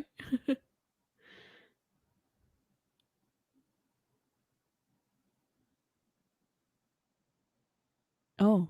He's gone. Oh, no. Rip. Whoops, my bad. Hello, are we still there? Hello. Yes. Hello. Sorry. Hello. Yeah, we're back. That's the first time StreamYard's ever crashed on me. I was just saying. I think it's had it had an expansion, 3 expansions in July. Sorry, with that 20 hours of content or something. Yeah, so it's a bit delayed from PC because they've had it dropped a little bit sooner, but consoles finally got it all. So yeah, it just adds more and more scenarios, different ways playing, where the ice has melted a little bit in some parts, or they're fighting for more oil and stuff in another. So yeah, good city builder, but yeah, probably not the best survival game on that term. So then this sounds like it's going pretty low, but we've already got some games in that low department. So where are we throwing this one? Where have we got the spare slots? We've got number 1. And then so number 1's free. We've got 2 to 5. We've got some space in 2 to 5. 6 to 8 is full. 9 to 11 is full, and 12 and 13 are all taken. Right. I'll tell you what. Let's bump No Man's Sky up 1 level. Yep. So No Man's Sky is going up in the 2 to 5. Let's bump up. I'd say Breath Edge as a pure survival game is a bit more better than State of Decay. And I would put Frostpunk alongside. Yeah. There you go. Okay, so reevaluating Long Dark, number 2, Subnautica 3. I've actually got some remnants 2 to 5. Subnautica 3 at the moment, No Man's Sky 4, Ark 6, Conan 7, Breath Edge 8, 9 to 11 is State of Decay 2, Daisy, Frostpunk, Craft IP takes up 12, and Fallout 76 takes up number 13th spot. That's where we are at the moment. Modeling cool stuff while listening in here. Awesome combo. Thanks, mate. Appreciate it. Hey, that is the art guy from Valheim. I just keep calling him the art guy now. It's like his actual proper dev name is lead art designer for Valheim. Oh, come on. Valheim is not one I've had a chance to try yet. I know Trishanetta has. Oh, I love it. You haven't tried Valheim? I haven't had a chance. I'm quitting. I'm sorry. I can't stay here any longer. I love Valheim. I'm getting there. But yeah, Trish, what's Valheim like for you? What do you like about it? Oh, just everything about it. Like the first time I jumped into it and I was chopping down a tree, got squashed. I was like, what? What's going on? A tree killed me? Like, just stuff like little things like that. More games need it. Yeah. Where the environment hurts you. It's a great game. Hopefully how's the latest update? I'm getting sidetracked, but how's the latest update in Valheim? It's awful. Devs haven't got a clue what they're doing. No, I'm joking. It's great. They're adding like new build features and a bunch more. It's like early access games. We're programmed into thinking they need updates every month. Because Ark did that so well. Actually, Ark's a main cause of why we expect certain games to have content all the time, but we forget small teams, how long it takes to add some of this stuff in and taking feedback. And Valheim's sold more copies than Ark, Conan, Daisy, No Man's Sky did in its first 2 months than any of them games combined. That's how popular it is. So yeah, I can't wait to see it on console. It will go even bigger. It's going to be huge when they do get around to it. So yeah. We have 2 games left to go. I've lost some slides here because obviously I have to reset my StreamYard, but we've got 2 games to go. We've got Grounded and Minecraft. Which one do we want to cover first? You want to go over Grounded? Yeah, let's do Grounded. Yeah, we'll cover the OG Minecraft last. The OG after. I've lost all my links as well, which is awesome. But essentially, just you played a bit of Grounded. Do you want to take us through Grounded? It's been a hot minute since I played it. You take us through it, Jade. Then yeah. I've seen. Weren't you doing 100 days in this one or no? Or you? I was doing like a replay of it because I hadn't played it for a while. Because that's the problem. Like you guys, so you saying you don't have much time. Same. I did 100 days of Valheim recently because I didn't have much time to really sit with it for ages, and you just don't have enough time. But you need to invest in these games. Like Survival's the worst one. If you're someone that doesn't have a lot of time, you probably shouldn't be playing survival games. Yeah, it should be sticking to battle royales and stuff because you do need that investment. And Grounded's like a cute little just run around game, but it has got a lot of secret survival elements in it, and it can be pretty tough. It's got gorgeous creature designs. You are obviously Honey, I Shrunk the Kids. You're shrunk in a backyard, fighting off ants and spiders. And I honestly, I think this game is going to be huge. I mean, it's already big. It's one of the most downloaded on Games Pass when it came out. And they're really updating it, fleshing it out. Again, they're going through the same sort of thing as Valheim, where people expect content a little bit more, but they've got a small team. They've only got like 12, 15 people, I think, or maybe a bit more now, 20 people working on it. So, yeah, they're getting there with the updates. The last one, it's added base building to the game, more like with these mushroom pieces. You're looking at my chessboard that I built. So the creativity's there as well, and I think a lot of people like it. And I guess now people are hoping for more pets.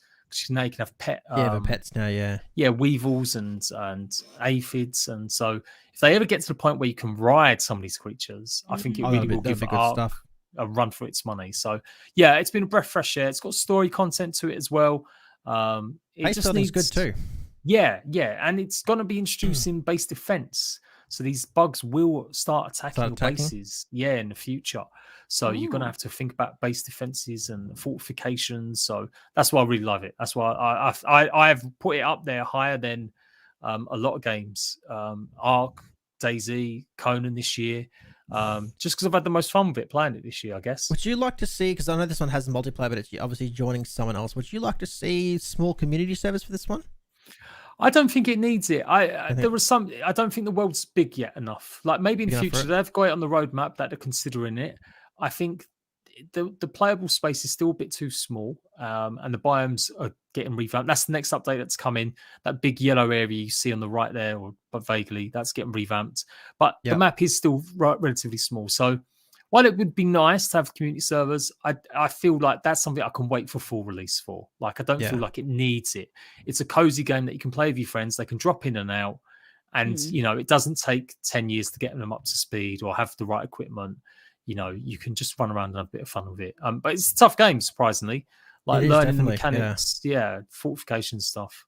I did a playthrough not long ago, and I just didn't get time to finish. But every time I play it, I have so much fun just jumping in with friends and getting stuff built. And the spiders always destroy me, or it's not spiders. The spiders it's scared me. Yeah. Big. What was it? The stink bugs or something else? Yeah. And I think I had to try and get a feather from a crow. That's like impossible. Yeah, the 25% chance drop in at its 4 locations. So you've got to basically just run around its 4 locations it falls down to. But I like the fact that it's different. Like, the idea of a game based on Honey, I Shrunk the Kids seems like a no-brainer. Surprised we waited this long for it. But they're doing really well. Obviously, it's made by Obsidian, the guys that made Fallout New Vegas and The Outer Worlds. You've had a few chats with the devs, haven't you? Yeah, I've been on a few of their streams now. They do get community members on board. I'm trying to get their lead guy, Adam, to come and do a chat with me. Yep. But yeah, I don't know if I'm in the good books enough because I leaked all the stuff that was coming. Oh, did you? Yeah, before it was. This is a while back, but the underwater sections and the underwater armors, I showed all that off first. But no, I think I'll be all right. You'll be fine. Yeah. This one I feel is one that does deserve to sit quite high on the list. I think it's done a really good job, personally. So, we've got room in the 2 to 5. Is that where we're throwing this one? Yeah, I'd put it before No Man's Sky, just before No Man's Sky. So we're saying number 4. Yeah, I'm gonna go with that. Yeah, I'm finding it very interesting. So you've actually ranked Long Dark a lot higher than I thought. So at the moment, Long Dark is sitting at number 2. Yeah, I'm like I said, I jumped from number 10 to number 2 in my year's playthrough, and it is a bit of a one to get into. It's not gonna, just like No Man's Sky, like you've got to have that acquired taste to sit through it. Yep. But once you break through the first few hours where you've learned how to make a splint to bandage your broken leg, and you've learned how to dry your socks out because they've got wet in the snow, you start to enjoy it a lot more, and you start to think about, right, I'm going to this area, what am I going to need? Should I take my gun? Should I take my 6 bullets? Will I come across some wolves? Am I going to have enough kindling or wood when I get to this cabin to set a fire? I love all that stuff, like really planning it out. Like the only problem Long Dark still has a little bit of cumbersome with is the controls can sometimes still be a bit icky, like trying to work out how to do it. Everything's a bit tedious kind of thing. Break it down. Yeah. Jade's the man. The last Furion says. Hey, a bunch of my rat bags. Sorry, guys, I've not been saying hello. I've just been letting everyone talk. But Hobgoblin, hello. Also, you have a beautiful beard too. Apparently, thank you. A beautiful beard. It's getting a bit grey. It's a very nice trim beard. It's very good. The grey there. It shows the wisdom and experience in the survival. Yeah, that's it. I'm an old man of survival now. Okay, we don't need to talk about Minecraft. We all know what Minecraft is. It's still, correct me if I'm wrong, like the number 1 gaming game on YouTube that people still watch and put content for. Minecraft, and it's a game that started Jade's career to where he is today. So Minecraft, how is it doing 10 years later? 10? Yeah. What do you guys like about Minecraft? I've played a little bit of it. I haven't played it a lot, to be honest with you, but it's still updating. Like, I enjoyed I know it's probably going to be off track, but I enjoyed like the Minecraft dungeons. I've enjoyed the spin-offs like Minecraft Dungeons and things like that. It's not my cup of tea personally. It's aimed at too much of a younger audience. I don't like saying younger audience because I know adults play it, but I prefer Ark over Minecraft personally. Yeah, a bit more realism, a bit more grown-up themes and stuff. Yeah. I've seen some epic builds in Minecraft, and people build some amazing stuff out of it, and it's clearly still a very big game that everyone enjoys, and it's probably because it's a younger audience that it's potentially aimed at. How about you, Trish? Oh yeah, I've played many hours of this, especially on the Java edition, with like adding mods into it just to spice it up a little bit, because playing it just vanilla gets a bit repetitive and sameo. Adding like mods and just a little bit, like there was one that I played and it made it really hard, and I jumped straight into it. I can't even remember the mod's name, but yeah, died like straight away with the different mobs that they added to the mods.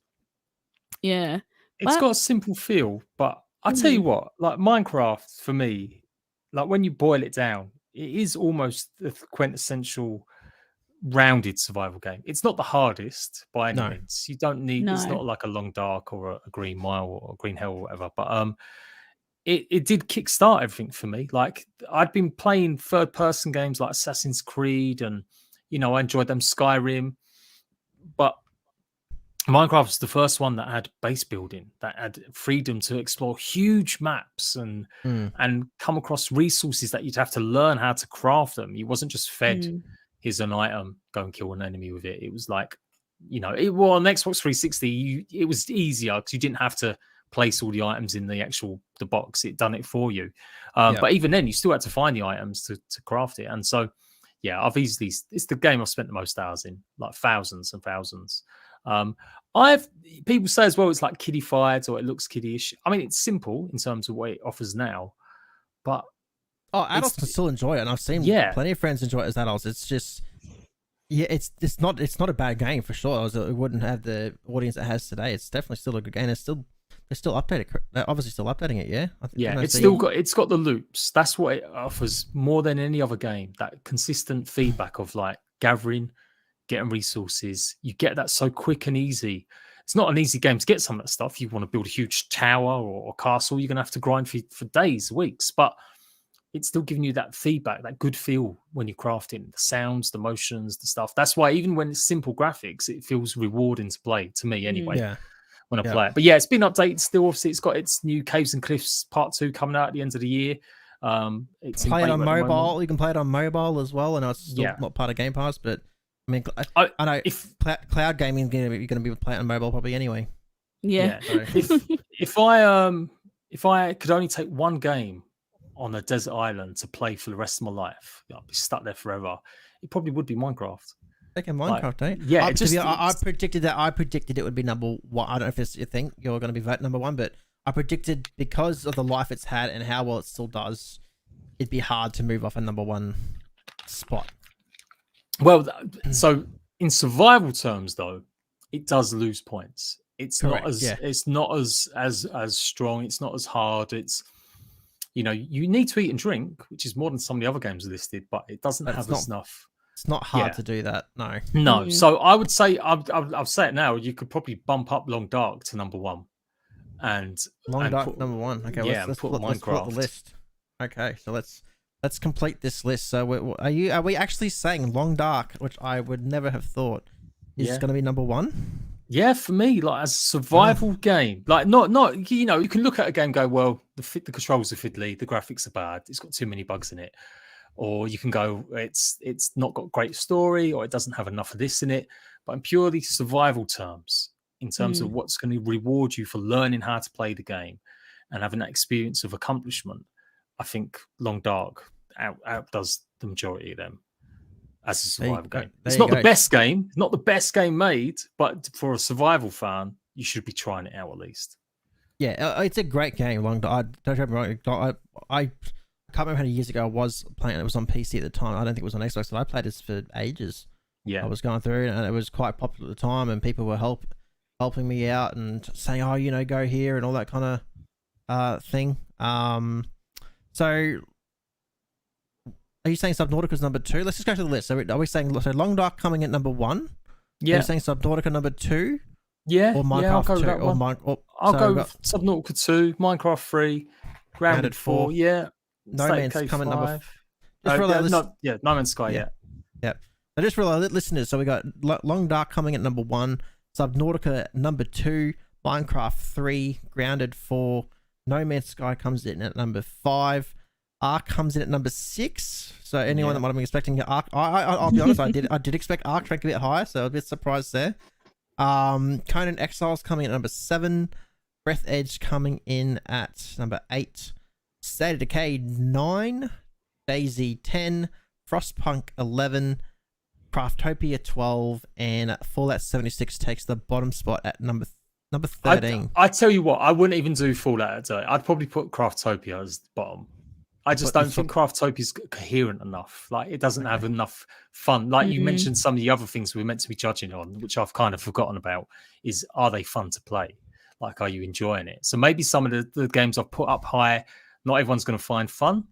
But certainly, I would still say in survival terms, that's a pretty fair Goblin list. says Ark should be lower, but what would you if you were going to put Ark lower, what would you put in replacement of it?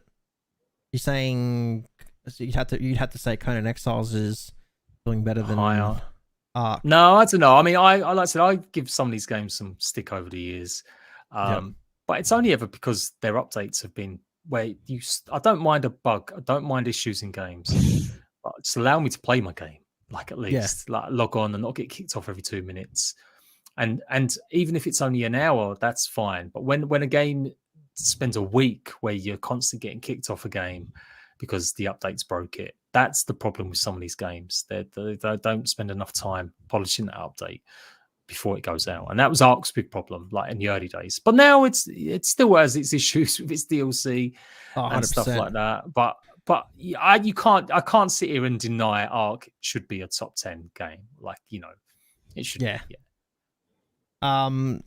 Overall, like, you gotta remember that this list is a very small list. Like, compared to we're just comparing Game Pass here. Like, and Game Pass is a great service. So Game Pass has what you need to look at is Game Pass has over a dozen games on it to try out. That's and for I'm talking in Australian dollars here, but for about $15 Australian a month for Game Pass Ultimate to try out all these different games. Like, everyone's gonna have different opinions across all these games, but I don't think you're gonna be very disappointed by trying out any of these games you've got Game Pass, are you? No, that's it. Like, Fallout 76 even, play it simple, play it on the server and you won't run into anyone. And if they shoot you, you don't have to worry because they can't really kill you. So it's still got all the biomes. It's still got all the Fallout lore. It's still got quests and storylines. So yes, it will appeal to a Fallout fan now. I think with all the adjustments and changes. The other games, I'd say, yeah, why not? You just got to spend time. I think that's like you guys said, with all these survival games, you've got to dedicate at least 6 or 8 hours to them before they even get anywhere close. War Pig, where does Rust console go apart from the bin? Funny, so I'm going to bring up a friend here because I know Rust is not on Game Pass, but it's on Xbox, and I don't know where Jade would have ranked it, but because I tried Rust for the first time the other day, and I got a mate that one of my mods, and he's been playing Rust a lot, and he told me how he watched your latest video, and he didn't personally agree with it, but he's of the opinion that it should never have released to the current gen consoles, and they should just focus on the next gen. He's put it down for now, but only because they've heard they're doing another blueprint wipe again that they just did, and it's just not worth playing until they bring all the latest updates in. But I played on the Series X, and I haven't had an issue with Rust personally, performance-wise. Yeah, it wasn't as bad. So after the shit show of the launch and stuff, in terms of like crashes, it wasn't that bad. It was more PlayStation had more issues at the very beginning, and since then, Rust will eventually be an okay game on next gen consoles. Yeah. But the fact is, if you are going to announce your platforms 3 years in advance, 2 years in advance, and say you're coming to them platforms, you've got to make sure your game runs at a good amount of thingy. Just like Cyberpunk offering refunds for the console versions, Rust promised a fair amount, and it's put itself as a full price game. It's not early access. Yeah, it's not worth full price, in my opinion. No, it's not. No way. Like, if it put like, I would still be sitting here supporting the game if they left it as 20 quid instead of getting kicked out. It's $80 Australian dollars, eh? $80 Australian dollars what you got to pay. Like it's in my opinion, it should have released it at an early access price until they got all the updates that they needed, then bump up your price when you're ready to go. So let me buy it for 30-40 Australian bucks, but I Game Pass I shared with the Xbox system, so I didn't pay for it, but it's not worth $80 in its current state. Even no, it's miles behind the PC version, literal years, and it doesn't. Everything they keep saying. I don't just rag on games because, like I said, I've explained how some of these games have had problems and issues, and I understand it's hard. And launching during COVID pandemic has been hard. But then there's some of these games have got a lot of money behind them, and they've had support. They've been developed by studios that know better, that have the experience. And Double 11 done Minecraft Dungeons.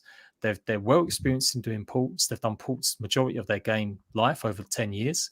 So you think if anyone's going to be able to get it right, it's them. But they haven't shown that yet. It's just they're still behind. They keep saying stuff's coming out, and then it's weeks and weeks later that they're delaying it again and again. So yeah, if Rust was on Games Pass now, that'd be the only time I'd say try it. I wouldn't spend any money on it. I don't.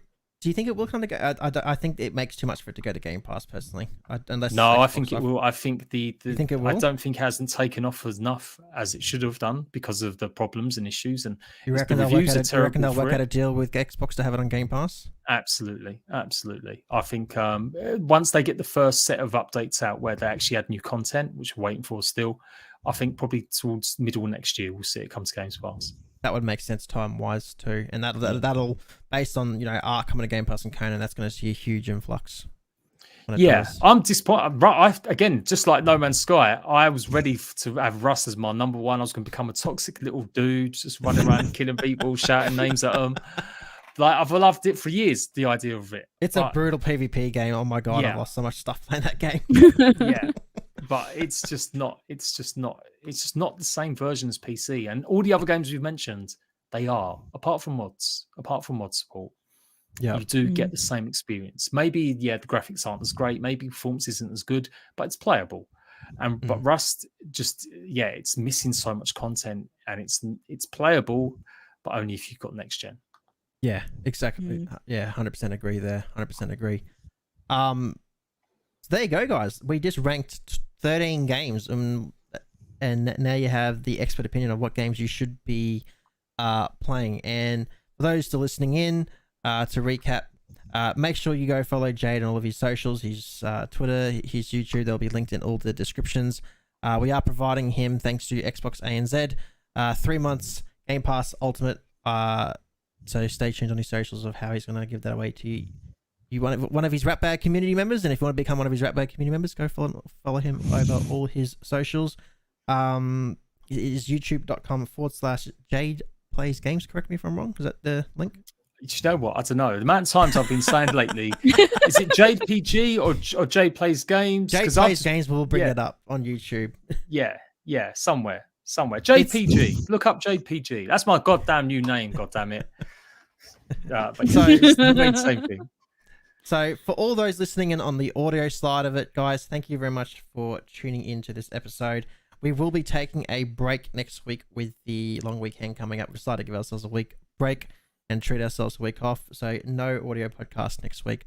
But for the audio side of the podcast, guys, thank you very much for tuning in. And this is goodbye from us for the audio side. Bye. Thanks a lot, guys. Really Bye. Fun. Bye. Okay, live stream, we're still here. What do we got? Edited says GG nice pod. Thank you. What did everyone think? I know we've got a lot of Jade's community here. We're always keen on some feedback. So what did everyone think of tonight's little episode? Probably our close to our longest, because we covered the big event that happened that was close to 2 hours. That was a lot of games to get through though. Yeah, it was. It was a good podcast. Nice chat. Thank you. Where would you put? You didn't put your survival. What would you disagree with there? What would you have your top 3? Yeah, we should have. So if I bring it back up again, I was surprised with where you ranked. I did not expect Long Dark. I don't think Long Dark's a bad game. I just didn't expect it to be number 1.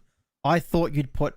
I was more thinking about what you would do. I actually thought you'd probably put Minecraft or Ark at number 1 or 2. I haven't had a chance to watch your latest video to see what you ranked. So it's pretty much in line. Like I said, I didn't want to make it too different because I'd have everyone having a go at me saying that why didn't you do that one? But yeah, like I think Forest. A top 3 would have been for me. This is purely based on how much I've played them. Flip me. I probably would have put Grounded and No Man's Sky. I've really sunk a lot of hours into over the last year.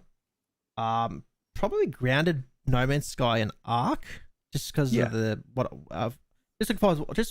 because of what Ark means to me. But it's again, I know it's hard because in its current state, Ark was better years ago, in my opinion. Yeah, they're the top 3 that mean the most to me. Yeah. What have I got 2 Trishas here now or something.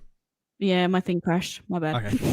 I think the aspect I should have probably remembered was you did put them other categories. So you put like, is it more fun to play? And, has it got that aspects of it? And obviously Long Dark doesn't have base building, no PvP. So if you measure it that way, it probably shouldn't be number 1. But I don't know. Like, yeah, it's not the best game. It's not the funnest game. But yeah, it's just purely survival. If you're going off purely survival, Long Dark does run high. It's a hard survival game, that's for sure. Yeah. Like if fun wise, like Ark is still fun. Like you can turn off the tech stuff. Like you can not play on the other maps, the new maps, and play on the 7 other maps that are there. That's what I try and remember. From community servers, you can turn all that off, really. Yeah. It's just one thing that I've got to remember as well when I criticize it. But I don't really criticize direction too much. Like I tell people I like primitive style more, but I don't really generally criticize that stuff. It's more just how they deliver updates for consoles. That's always been the issue with me. But it's okay.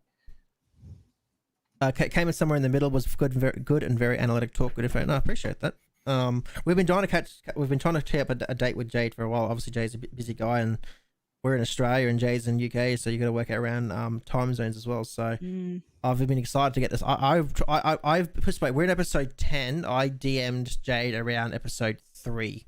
Give you an idea. So that's how long ago. So I was already had this plan near the beginning when we first started. Something I wanted to kind of do. So that was good.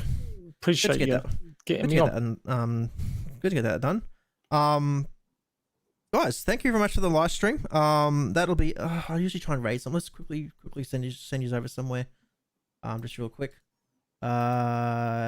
is Epic still on? I'll just quickly refresh my tab. Epic is part of Couch Squad. I think, is she still on? Yes, she is. Okay, give me a second, guys. Why is this not working? Epic's playing some... I think she's playing Diablo. Yeah, Diablo 2. Well, yeah, Diablo P. She's a Australian content creator. She's part of Couch Squad. Lovely lady. You'll have a good time over there. And guys, thanks so much for hanging out tonight. That raid should be kicking off in about 5 seconds. 5, 4, 3, 2, 1. I hardly stream on Twitch. I'm a Twitch noob. Let's go. I think it's gonna work. Hopefully. Did that work? Did that work, Trish? Oh, yeah, it did. It did. Yeah. Yep. It did. Okay, let me end it over here. Okay.